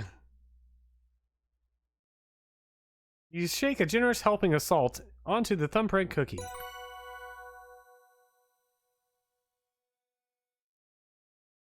Oh man, alright. That was a lot of work.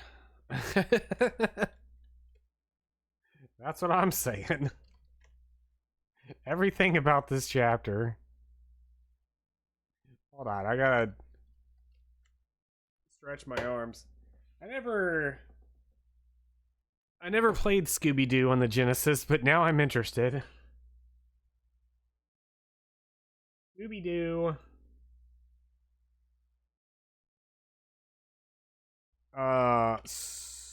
Scooby-Doo on the Genesis. Maybe I'll remember.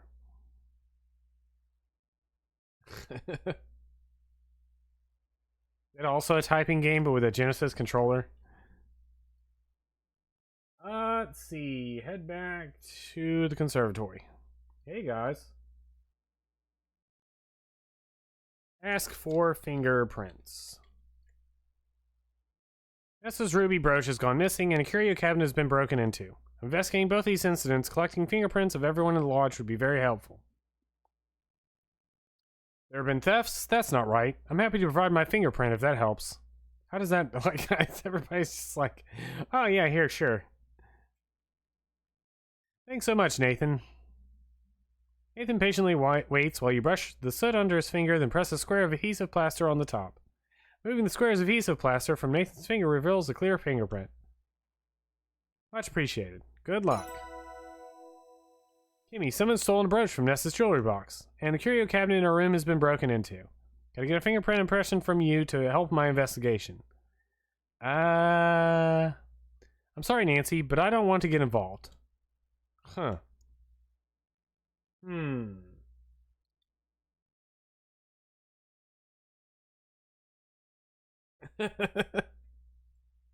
Oh, man. Every time I giggle, it's because we gotta do something completely ridiculous. Alright. How are we gonna get our fingerprints? Great question.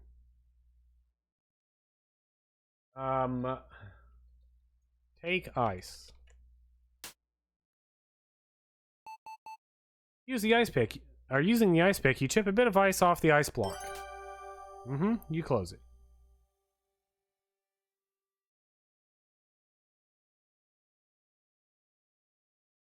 Put ice and tea. Patiently wait until Kimmy sets her mug down.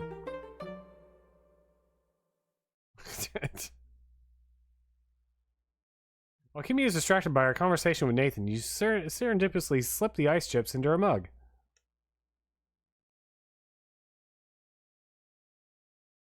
Oh dear, my tea's gotten cold. Well done. Grab mug. Let me freshen up your cup of tea, Kimmy. Thanks, Nancy. Just the mug.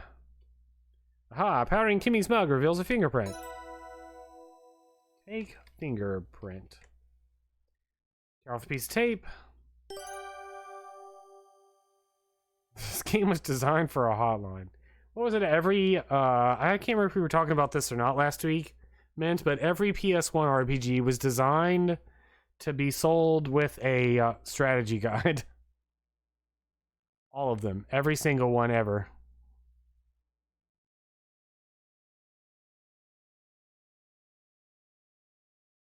Let's see. Oops. Nancy, please don't run off with my mug. Oops, sorry. Refresh tea. Whatever that means. There are so many strategy guides for PS1 RPGs. Especially Final Fantasy IX. Marcus? Yeah, from Suikoden 2. Pour hot tea into Kimmy's mug.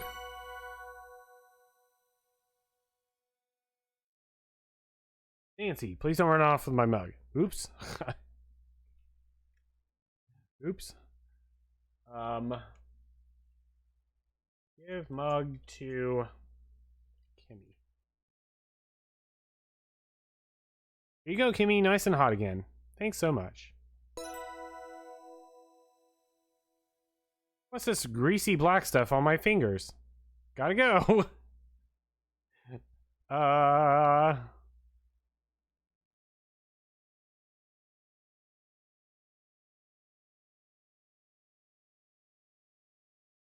Know what you're thinking? What about that salted cookie? Give Albert cookie. Hey, Mr. Respa, how would you like this thumbprint cookie? Albert's eyes light up. Splendid. That's just what I need. Thank you, miss.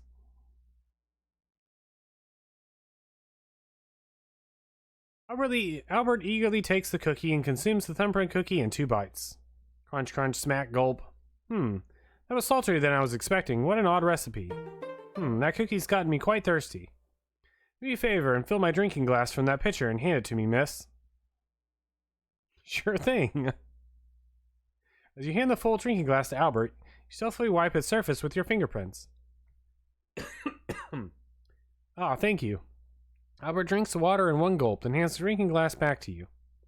That's what I need. Excuse me, some water. Carefully receive the glass, making sure not to touch the area where he held it. Well done. Dust glass. Aha! Powdering Albert's drinking glass reveals a fingerprint. Left fingerprint. Therapy's tape. Finally obtained everyone's fingerprints, plus fingerprints from the crime scene. Compare fingerprints to see if you can draw any useful conclusions. I didn't take my own fingerprints. There's no, like, confirmation. It weirds me out. Compare fingerprints. Filled with success, you rush to your bedroom and eagerly spread out your complete set of fingerprint samples on the low coffee table. After comparing the complete set of fingerprints, you're able to conclude, amazing! The fingerprints from the jewelry box and the curio cabinet match the fingerprint you obtained from Margot. Aha! Margot was the culprit behind both crimes. I could confront her with my findings. Huh? That wasn't field work, but it was pretty satisfying. Margot. I know you stole Nessa's ruby brooch and the silver steins. I know that Nessa is a little difficult, but this isn't the way to deal with her.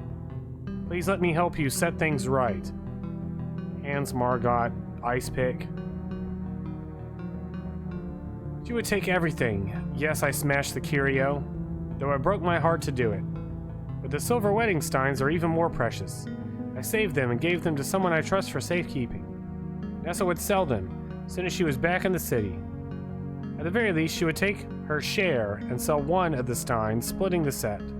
She doesn't understand why that shouldn't happen. She is vile and heartless. Why should I want to set things right? When I need things set right, no one helped me. That woman deserves everything bad that comes to her and more. You may be right about that, but you deserve better than to be a thief. That isn't who you are. Margot, the brooch at least.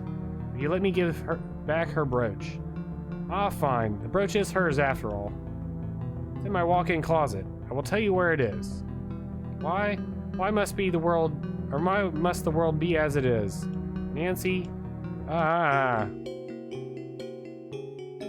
Oh my god. There's been a murder. I thought she was gonna lock me in there. Actually. Margot, are you okay? Margot? You hurry downstairs to tell Mr. Richards about Margot's sudden decline. Mr. Richards, come quick. There's something wrong with Margot. What? She was possessed. Oh my god, what's happening?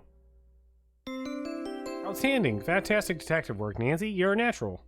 By the time you and Mr. Richards arrive in the master bedroom, Margot's body is already cooling. I thought it said cooking at first. Commotion soon brings Nathan and Jack to the room. Nathan's eyes widen, but he doesn't say anything.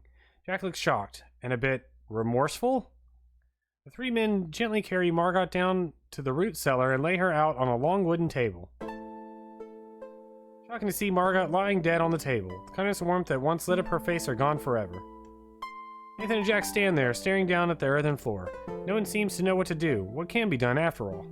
After a long while, Mr. Richards exhales heavily and speaks. Go do what you need to, then head out to the station to notify the authorities. Like there's any rush now, is there? Yes, sir. I'm sorry, Evan. Yeah. Use that, miss. Just gets right up in my face. Mr. Richards slumps on the stool, his head bowed. Doesn't look at Margot. It's almost like he can't. Oh, Mr. Richards. What's going on here? Type review to review your investigative goals. Chapter 4. Tensions.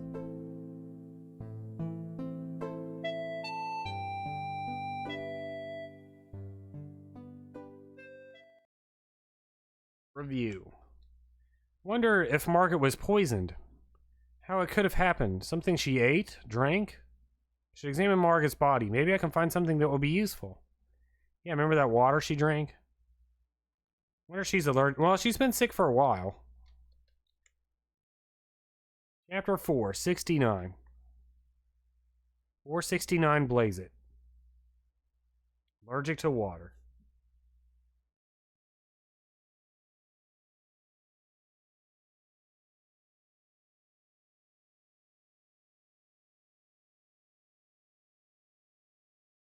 Real quiet in here. Real quiet.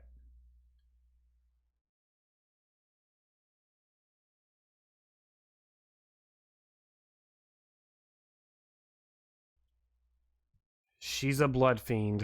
What? Hawk. Evans. I'm so sorry, Mr. Richards. Thanks, Nancy. Comfort? Comfort. Evans.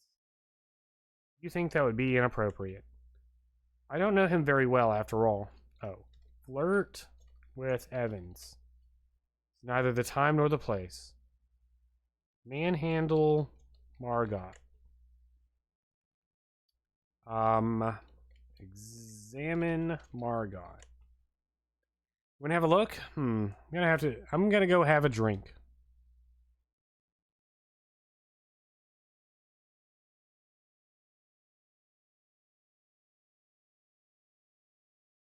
You determinedly decide to take a closer look at Margot's body. Pull away the sheet covering Margot. Your desire to understand what happened outweighs your squeamishness. Despite Margot's panic final moments, she appears peaceful. Let's see. Kiss Margot. You and Margot weren't really that close, so it would be a little strange for you to do so. Oh.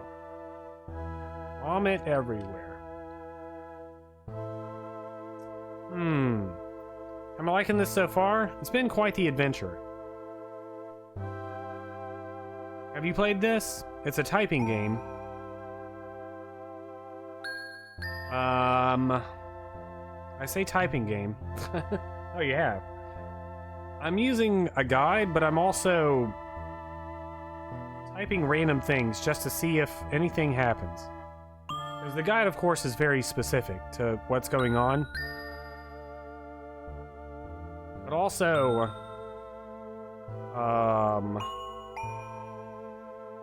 my inventory here. Are these jelly beans? What are these? Oh, German almonds.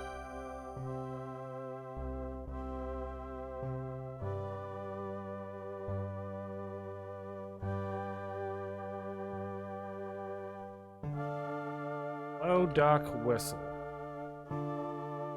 Maybe she's a duck. This is really not a good time, Nancy.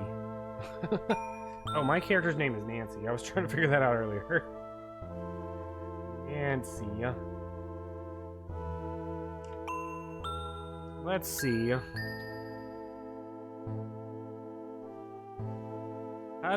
On a scale from 1 to 7, how did you feel about this game, Twig?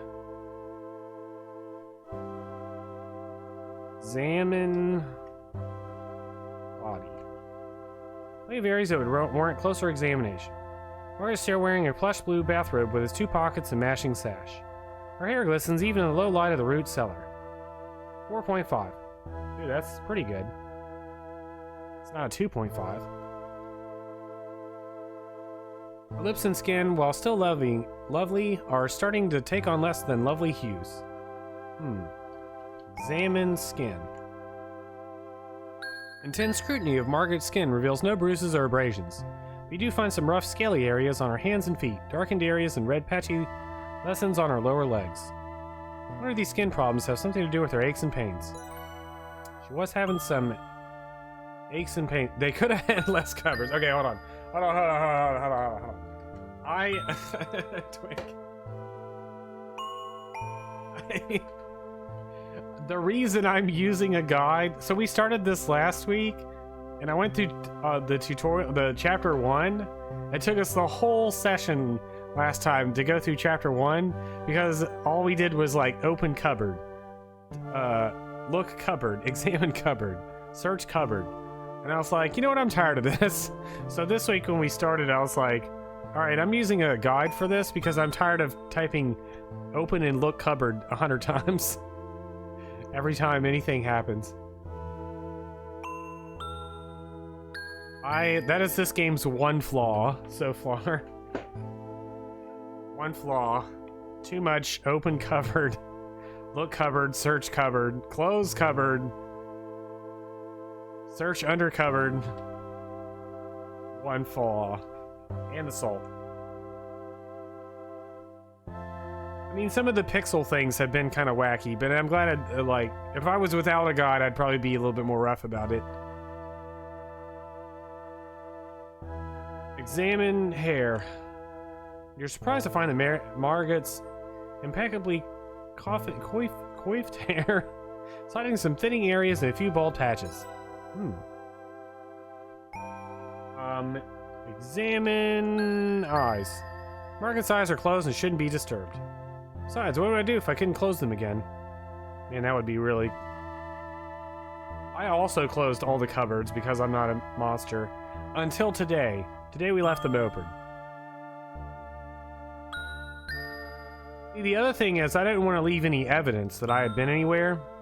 So I closed all the cupboards so I wasn't leaving evidence.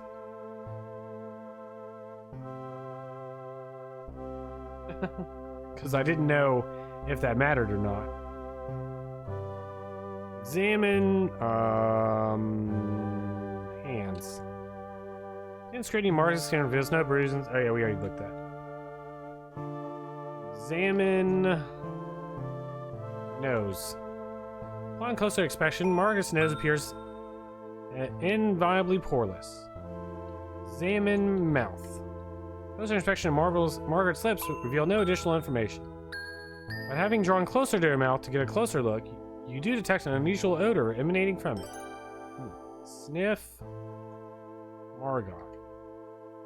You detect a distinct garlicky smell around Margot's mouth. She did say something about garlic earlier.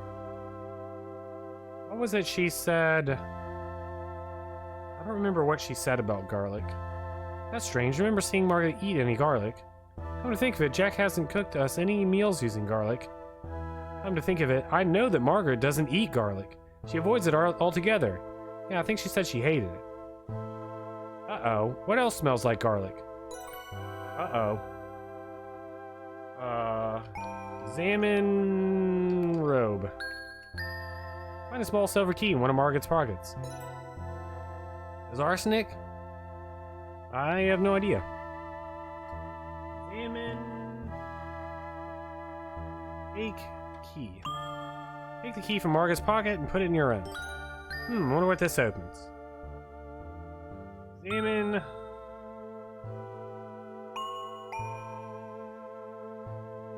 When you type picnic basket, it makes me wonder if my stream died.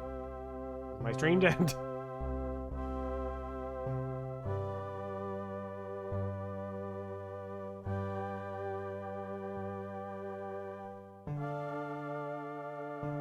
Oh, it's 100%, okay, thank you. 100% alerts the streamer that they have a problem with their stream. Yeah. It's only allowed to be used for that one thing. Let's see.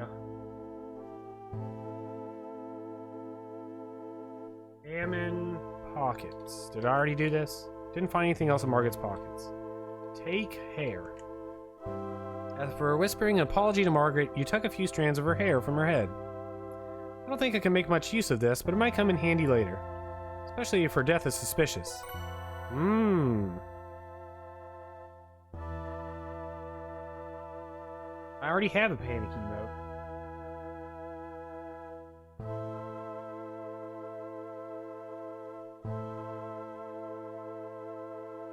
Let's see.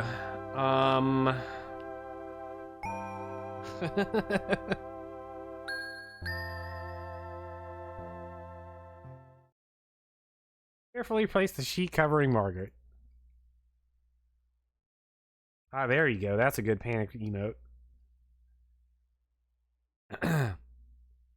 What am I doing here? Lodge's root cellar, a few degrees cooler than the rest of the house, making it ideal for storing a wide variety of supplies with which to provision the lodge. Set of stairs to the east wall leading upwards. Shelves contain a array of root vegetables as well as jarred and bottled goods. There's sacks full of apples and potatoes. And a dead body. My goodness, Jack has done such a wonderful job as a little vegetable patch. Margot is here. Oh yeah, I do have a panic emote. The uh-oh. Because, I mean, that's what Kurt, Q, and Sarah use it for, 100% of the time. What church did Billy belong to? The Church of Xenos. From Final Fantasy XIV. Unreal.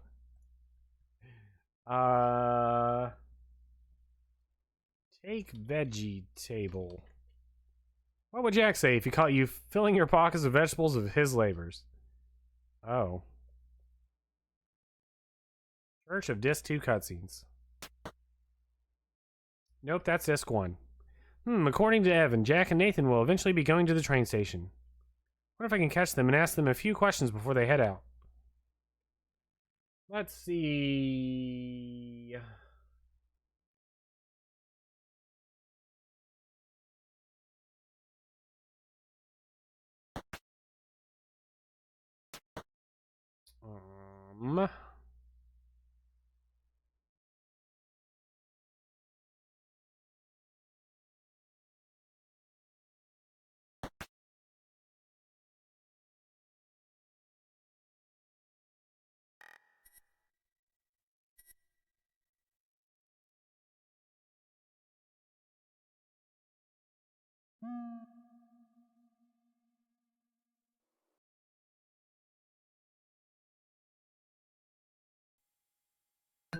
I can hear Jack and Nathan talking, but the sound of the river is making it hard to hear them. Wonder what they're up to. Yeah, what are they up to? Eavesdrop. Can't just toss these in the river like we used to. More's the pity. Mr. Richards hadn't hurt his back trying to take this all on himself. Wish he'd asked for help before it came to that. With all the extra scrutiny lately, he can use all the help he can get. Lucky for us, it was mostly overcast last night. No moonlight, no sparkles. Lucky for us.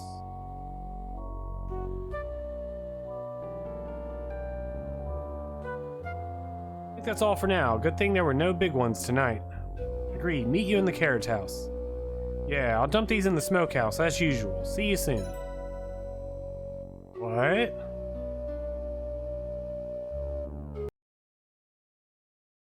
Can you make a guess at the plot? Hey, Jack. What were you guys up to?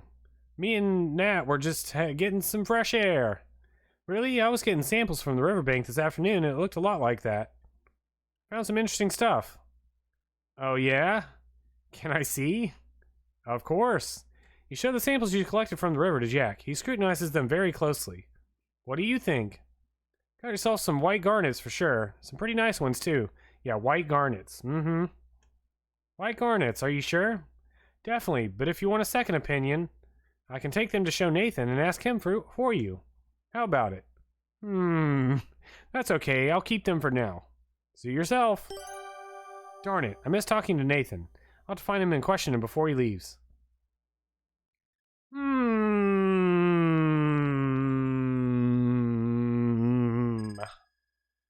What was that noise? You have a theory?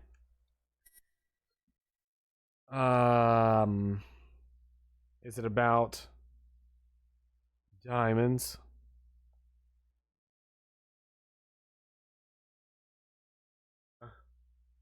Hid behind a tree.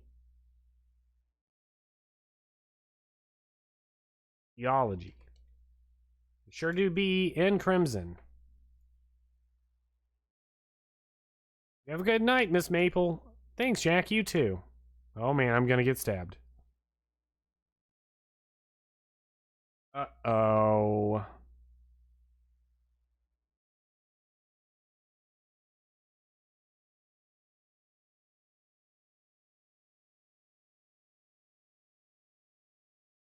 Where are you going?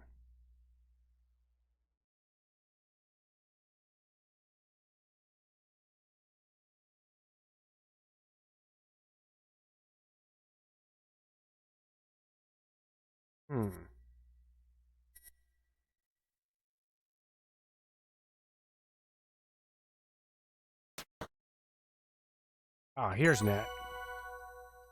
Alright, secret ending here. Climb up the ladder. On our way to the secret ending. I made that up, by the way. It's just that you have to not talk to Nathan. Made the adjustments to the headlamp. Should be fine now. Thanks, Nathan. Other than the minor repair, there are no other problems with the automobile. Do you think Albert suspects anything?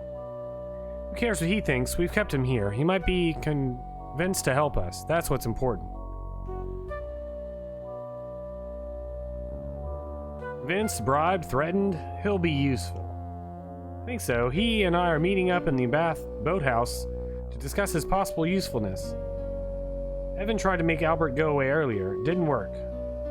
Now that the bridge is out, that's unlikely to happen. Maybe Albert can be persuaded to head westward for the right price. Maybe. I'll let you know what transpires. I'm going to look for Evan. I can tell he's upset, but you know how he is. Always going off on his own, yeah? Maybe try the jetty. Yeah, where you fish. Thanks, I'll check there. I have a few other places in mind first. My meeting with Albert in the boathouse begins shortly. I will look for Evan after that. Good luck.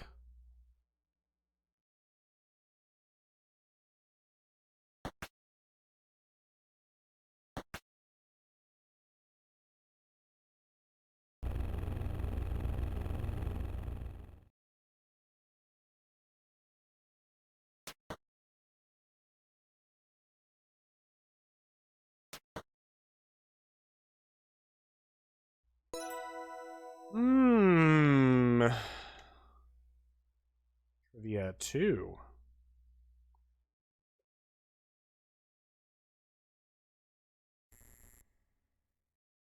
I wonder what happens if we just go straight to Nathan.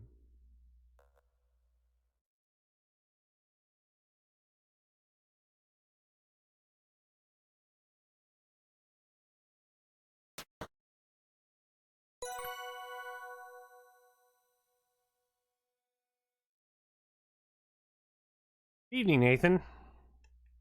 Ah, I thought maybe you were Evan. Sometimes he likes to walk the grounds when he's troubled.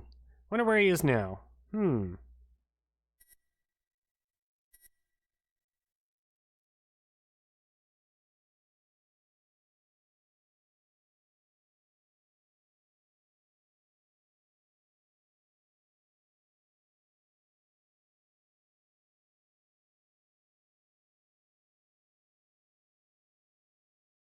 Alright, you can still get this. Oh, the guy says don't talk to Nathan, so let's do that.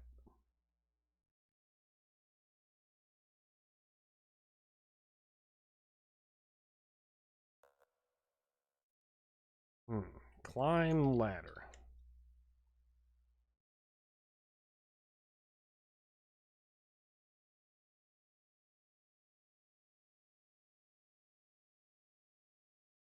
You climb down the ladder. Nathan yelps in surprise. Oh, Nancy, I didn't see you there. You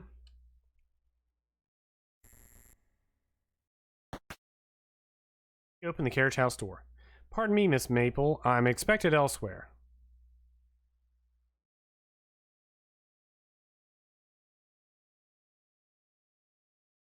Have a good night, Nancy. Good night, Nathan. Wonder where Nathan's off to. We are definitely on their murder list now.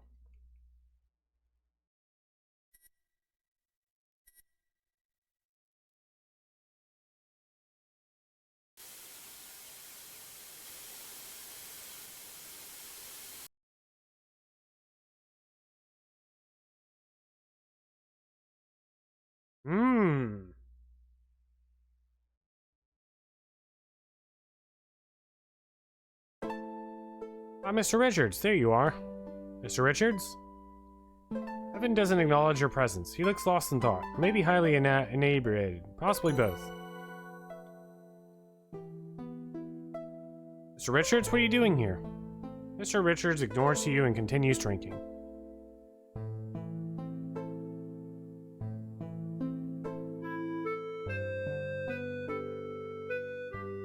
hear rumbling in the distance. Is that thunder? Ah, it sounds like an automobile hailing toward the carriage house. Is Jack back from the train station? Maybe I should head over there and see what's going on. Or head to the lodge and see what's going on there.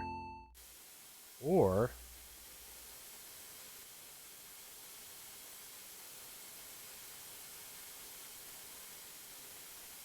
alright, check this out. Tie rope to tree. Tie the rope around the tree. Mm-hmm.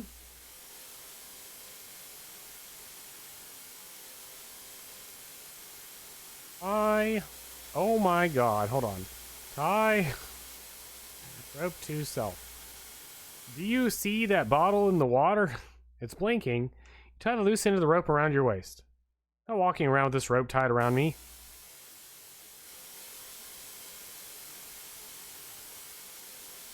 Grab jar from river. Look at jar. Grass jar bobbing in the furiously churning water.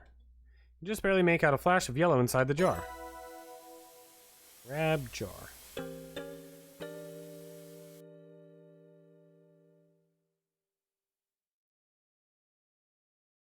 Take the glass jar.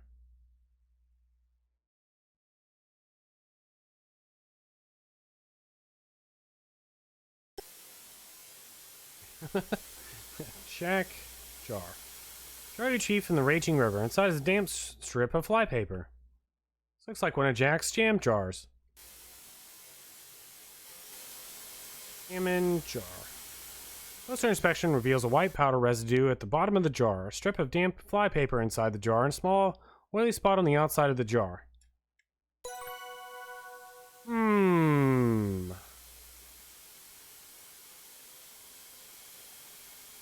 Untie rope. Untie the rope from around your waist.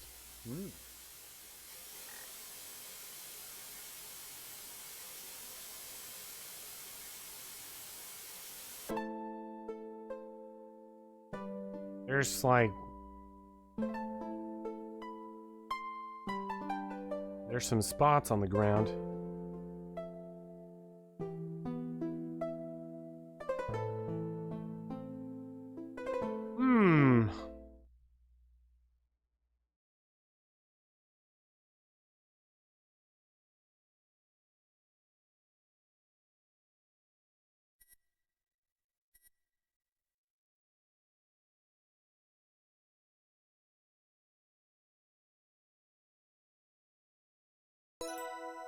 As expected, the rock salt is composed of irregularly shaped crystals, but are generically cubic in shape.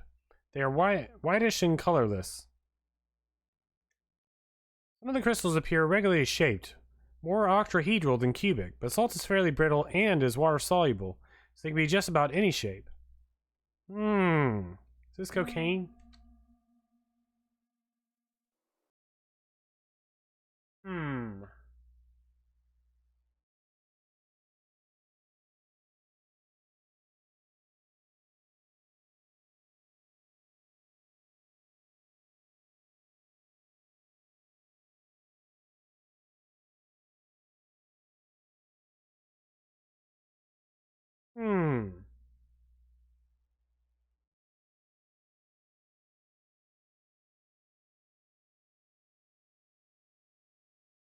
Ah, Nessa and Cora seem to be having an intense conversation. If I can get closer, maybe I'll be able to hear what they're saying. Hide behind a tree. You conceal yourself behind an ideally situated apple tree. Won't be needing this anymore. Nessa takes a silver flask from her pocket and pours it out onto the grass.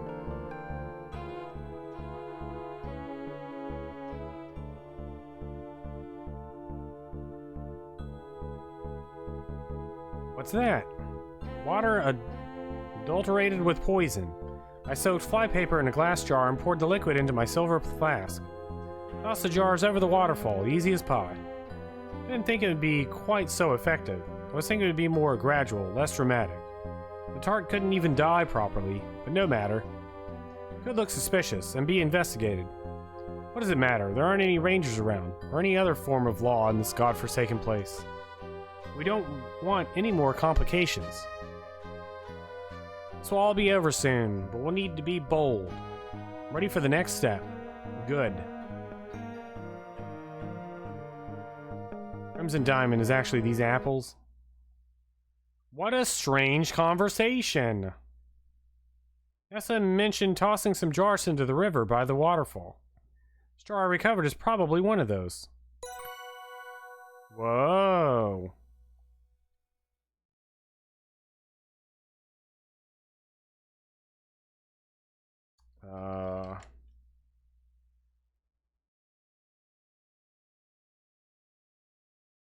Hmm.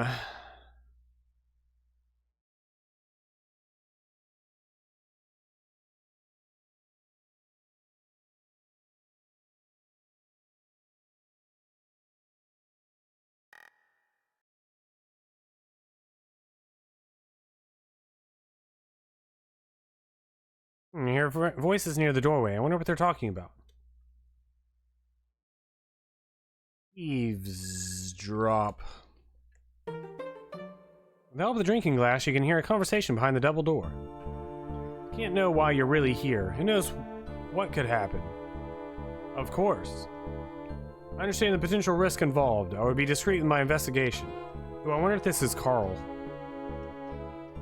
Just say you were in the area, and that's how you got here so soon, not that you were already on your way. Understood. The young lady. Margot. Yes, Margot. Is there any reason to believe her death was suspicious? She's always been a bit sickly. Don't bother yourself with that. Just make like you're looking into her death. That'll be a good cover, but focus on what you're really here for. Okay, Jack. I thought Jack was such a good guy. Something else is afoot.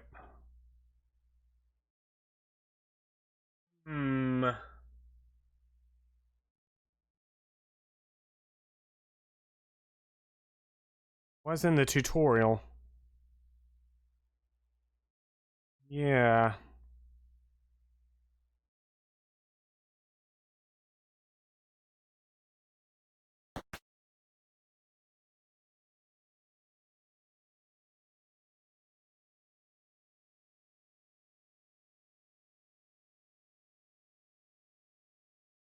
Hawk Lady. Good evening, Nessa. It's very late and I'm tired. I have no patience for you right now. Oh. Ask patience. I don't remember how to spell that word.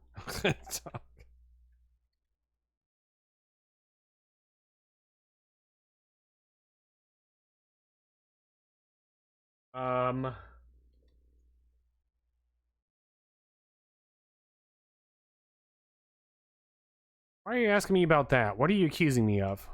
Oh, nothing. I was just making conversation. Making conversation about jam jars? I'm sure. Well, I haven't touched any jam jars in Crimson. That's what you're asking. Can't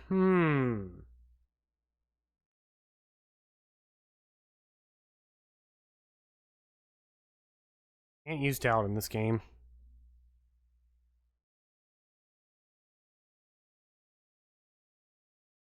Well, well, well.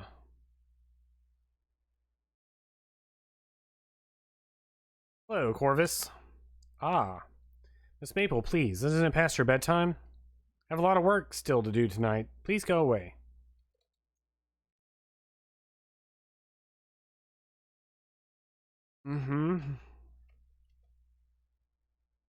Ask man about poison.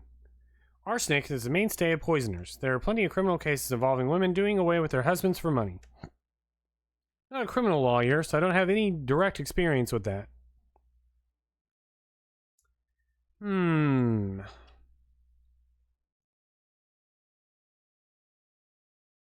Well, if you must know, Miss Crabbe was looking for something in the study.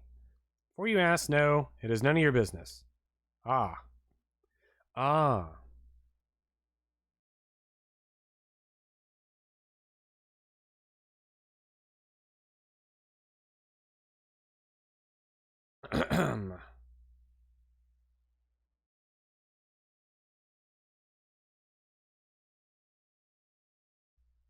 Look, vanity. Vanity's lit with a pair of scones? Sure. It has drawers on the left, right, and middle. There's nothing on the vanity. Open drawer. Any drawers are locked. Unlock vanity. Slide the small silver key into the vanity's lock. Fits perfectly.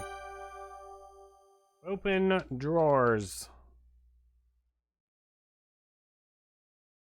Where I live for. You open the drawers. Search drawers. Most of the drawers are full of various cosmetics meant for various parts of the face and don't interest you. But one drawer holds something worthy of closer inspection. See a slim wooden box with a hinged lid and a smooth leather handle. Salmon drawer. Not benefit. Look.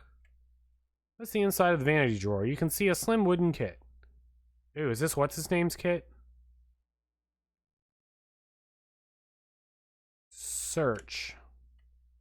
Search drawer. Search kit. You open the wooden kit. Hey, this is what's his name's kit. Examine text. Look. Kit contains a host of mysterious objects. Particularly interests are a pamphlet, a glass bottle, and a metal box, and a small ampoule. With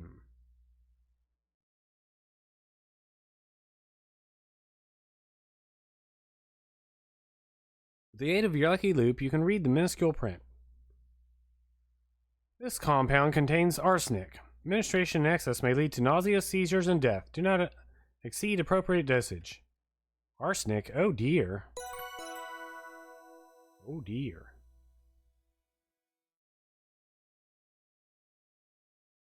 I have a mouse cursor, but the only thing I can click on is exit. Salmon box. Shiny metal lid may have some oily smudges on it. Dust for fingerprints. Dust. Ampoule. Apply some powder to small ampoule, but it slips off the smooth glass surface. Samples are single use. It makes sense that it hasn't been touched yet. Aha, I wonder if there's more fingerprints to be found. Dust. Handle. Apply some powder to the handle. You've revealed 2 fingerprints on the leather handle. Lift. Fingerprint. Left. Fingerprint handle. Towel 2 pieces of tape. Habba done. Gust of wind dance. Dust. Bottle. Apply some powder to the glass bottle. Ah, I revealed 2 fingerprints on the glass bottle. Lift. Fingerprint bottle.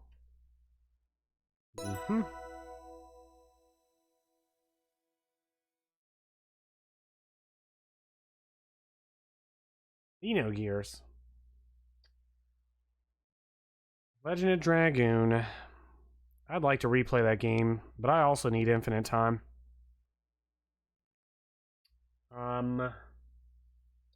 Dust metal box.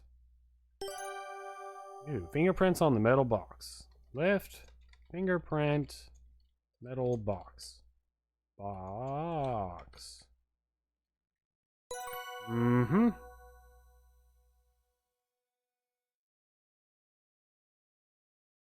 200. I saw a lot of the prices have gone back to normal on some things. Modded version. Ew. Let's see. What did I do? Dust. Pam.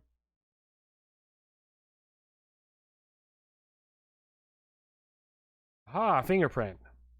Take a closer look at this fingerprint. Look. Fingerprint.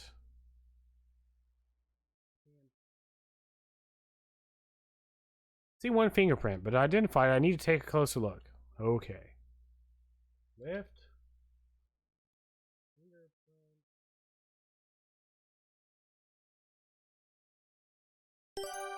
Mm-hmm.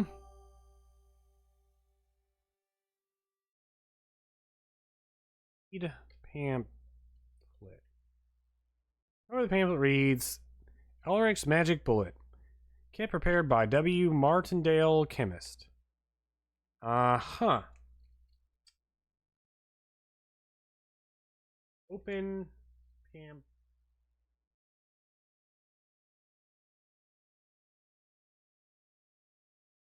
Open the pamphlet, revealing many closely printed instructions inside. Dust. Pamphlet. Apply some powder on the inside. Aha, I revealed 2 fingerprints. Pretty satisfied that I've dusted Margaret's kit thoroughly for prints. Take a closer look at these fingerprints. Lift. Fingerprints.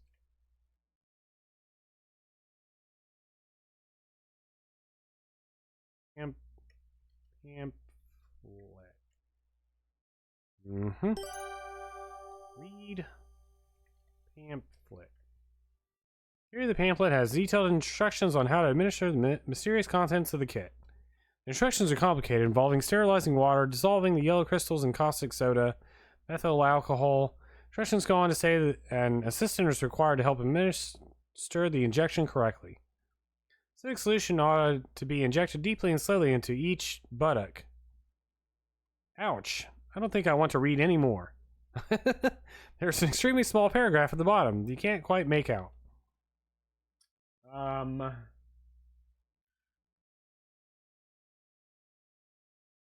Finish reading.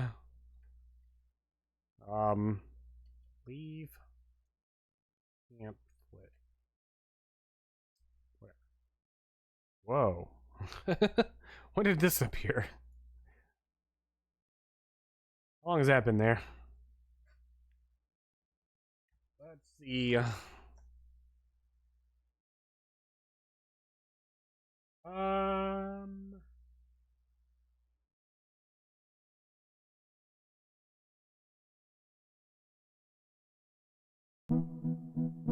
What have we here? You haven't fooled me with your timid act.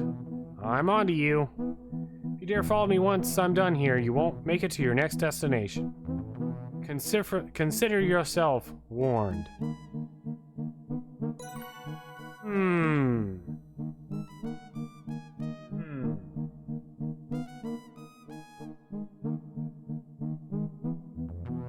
What is going on around here? Albert just yelled at me.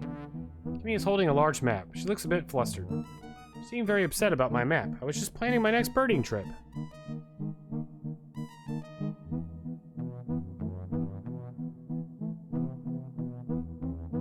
Well, if this map upsets him so much, I'll just get rid of it. Kimmy tosses the map into the fireplace and sets it all alight. Excuse me, Nancy. I'm going to the bathroom to calm down a bit. Just want to be alone, okay?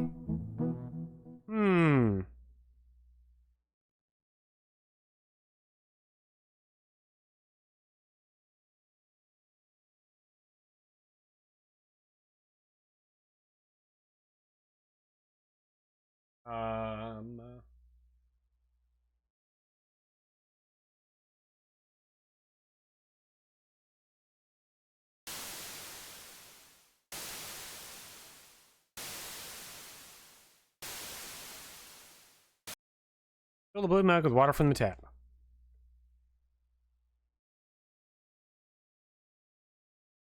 In a mild hurry. We have to save that map.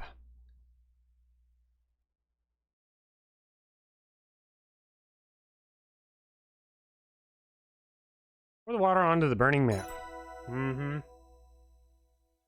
Grab map. Take the map out of the fireplace. Look at map. Kimmy's map. Look at Kimmy's map. Map is slightly charred and damp, but still mostly intact.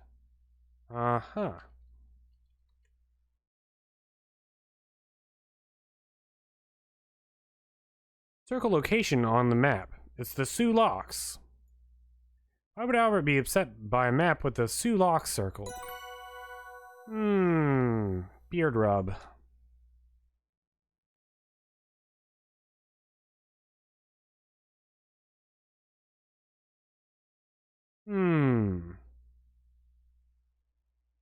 I need some sort of like beard rub emote. But like goofy. Like either QB or the mime rubbing beard. Non-existent beard. I'm out of emote slots. Oh.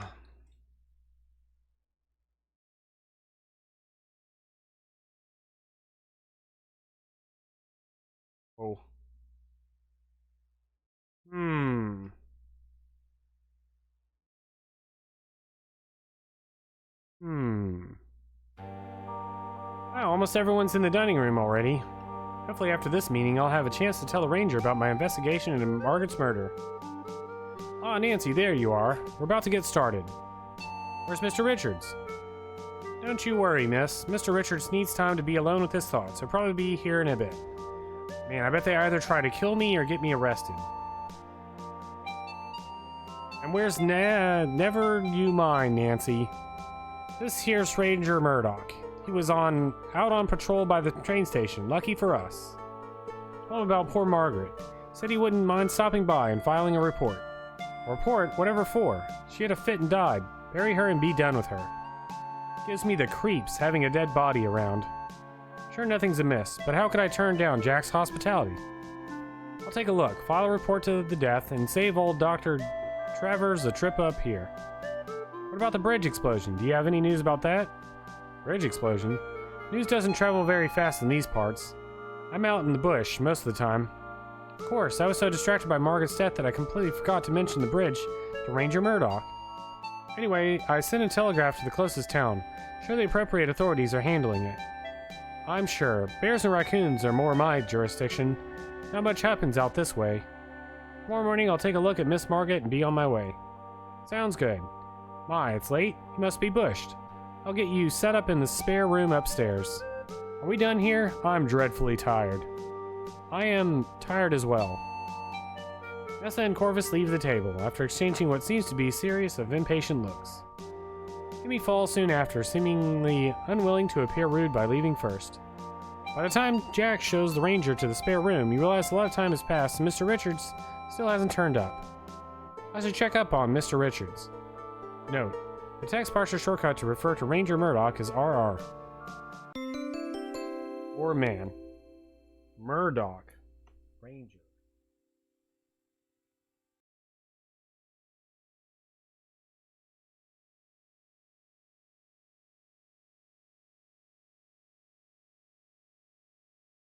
Kudos on your third investigation technique.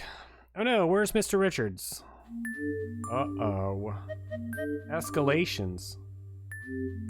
You're shocked to see such disarray. I don't like the look of this. Hyper review. Game has auto-saved. Any evidence of Mr. Richards' moments on the jetty? Should take a closer look and try to find some of his footwear too. Helpful to learn Mr. Richards' shoe size. Did see Mr. Richards on the jetty. I wonder if he or anyone else left any fingerprints behind. Can I place anyone else at the jetty? I'll need everyone's shoe sizes before I can figure that out. I see. You can. Dang, you're late. Just in time to swim lake. Can't you swim in this game? Here's what happens, Jimmy. If you jump off the dock. Wah, wah, wah, wah. You weren't ready for this jetty. Heed warnings and stay away from dangerous bodies of water. The end. Well, isn't this what happens to Zach McCracken after an hour? No idea. We never went back to find out, even though we knew it was a thing. Anyways, this is the end, or this is the beginning, I should say, of this chapter. And we're now on question 95 out of 100. So to me, this seems like a good place to stop.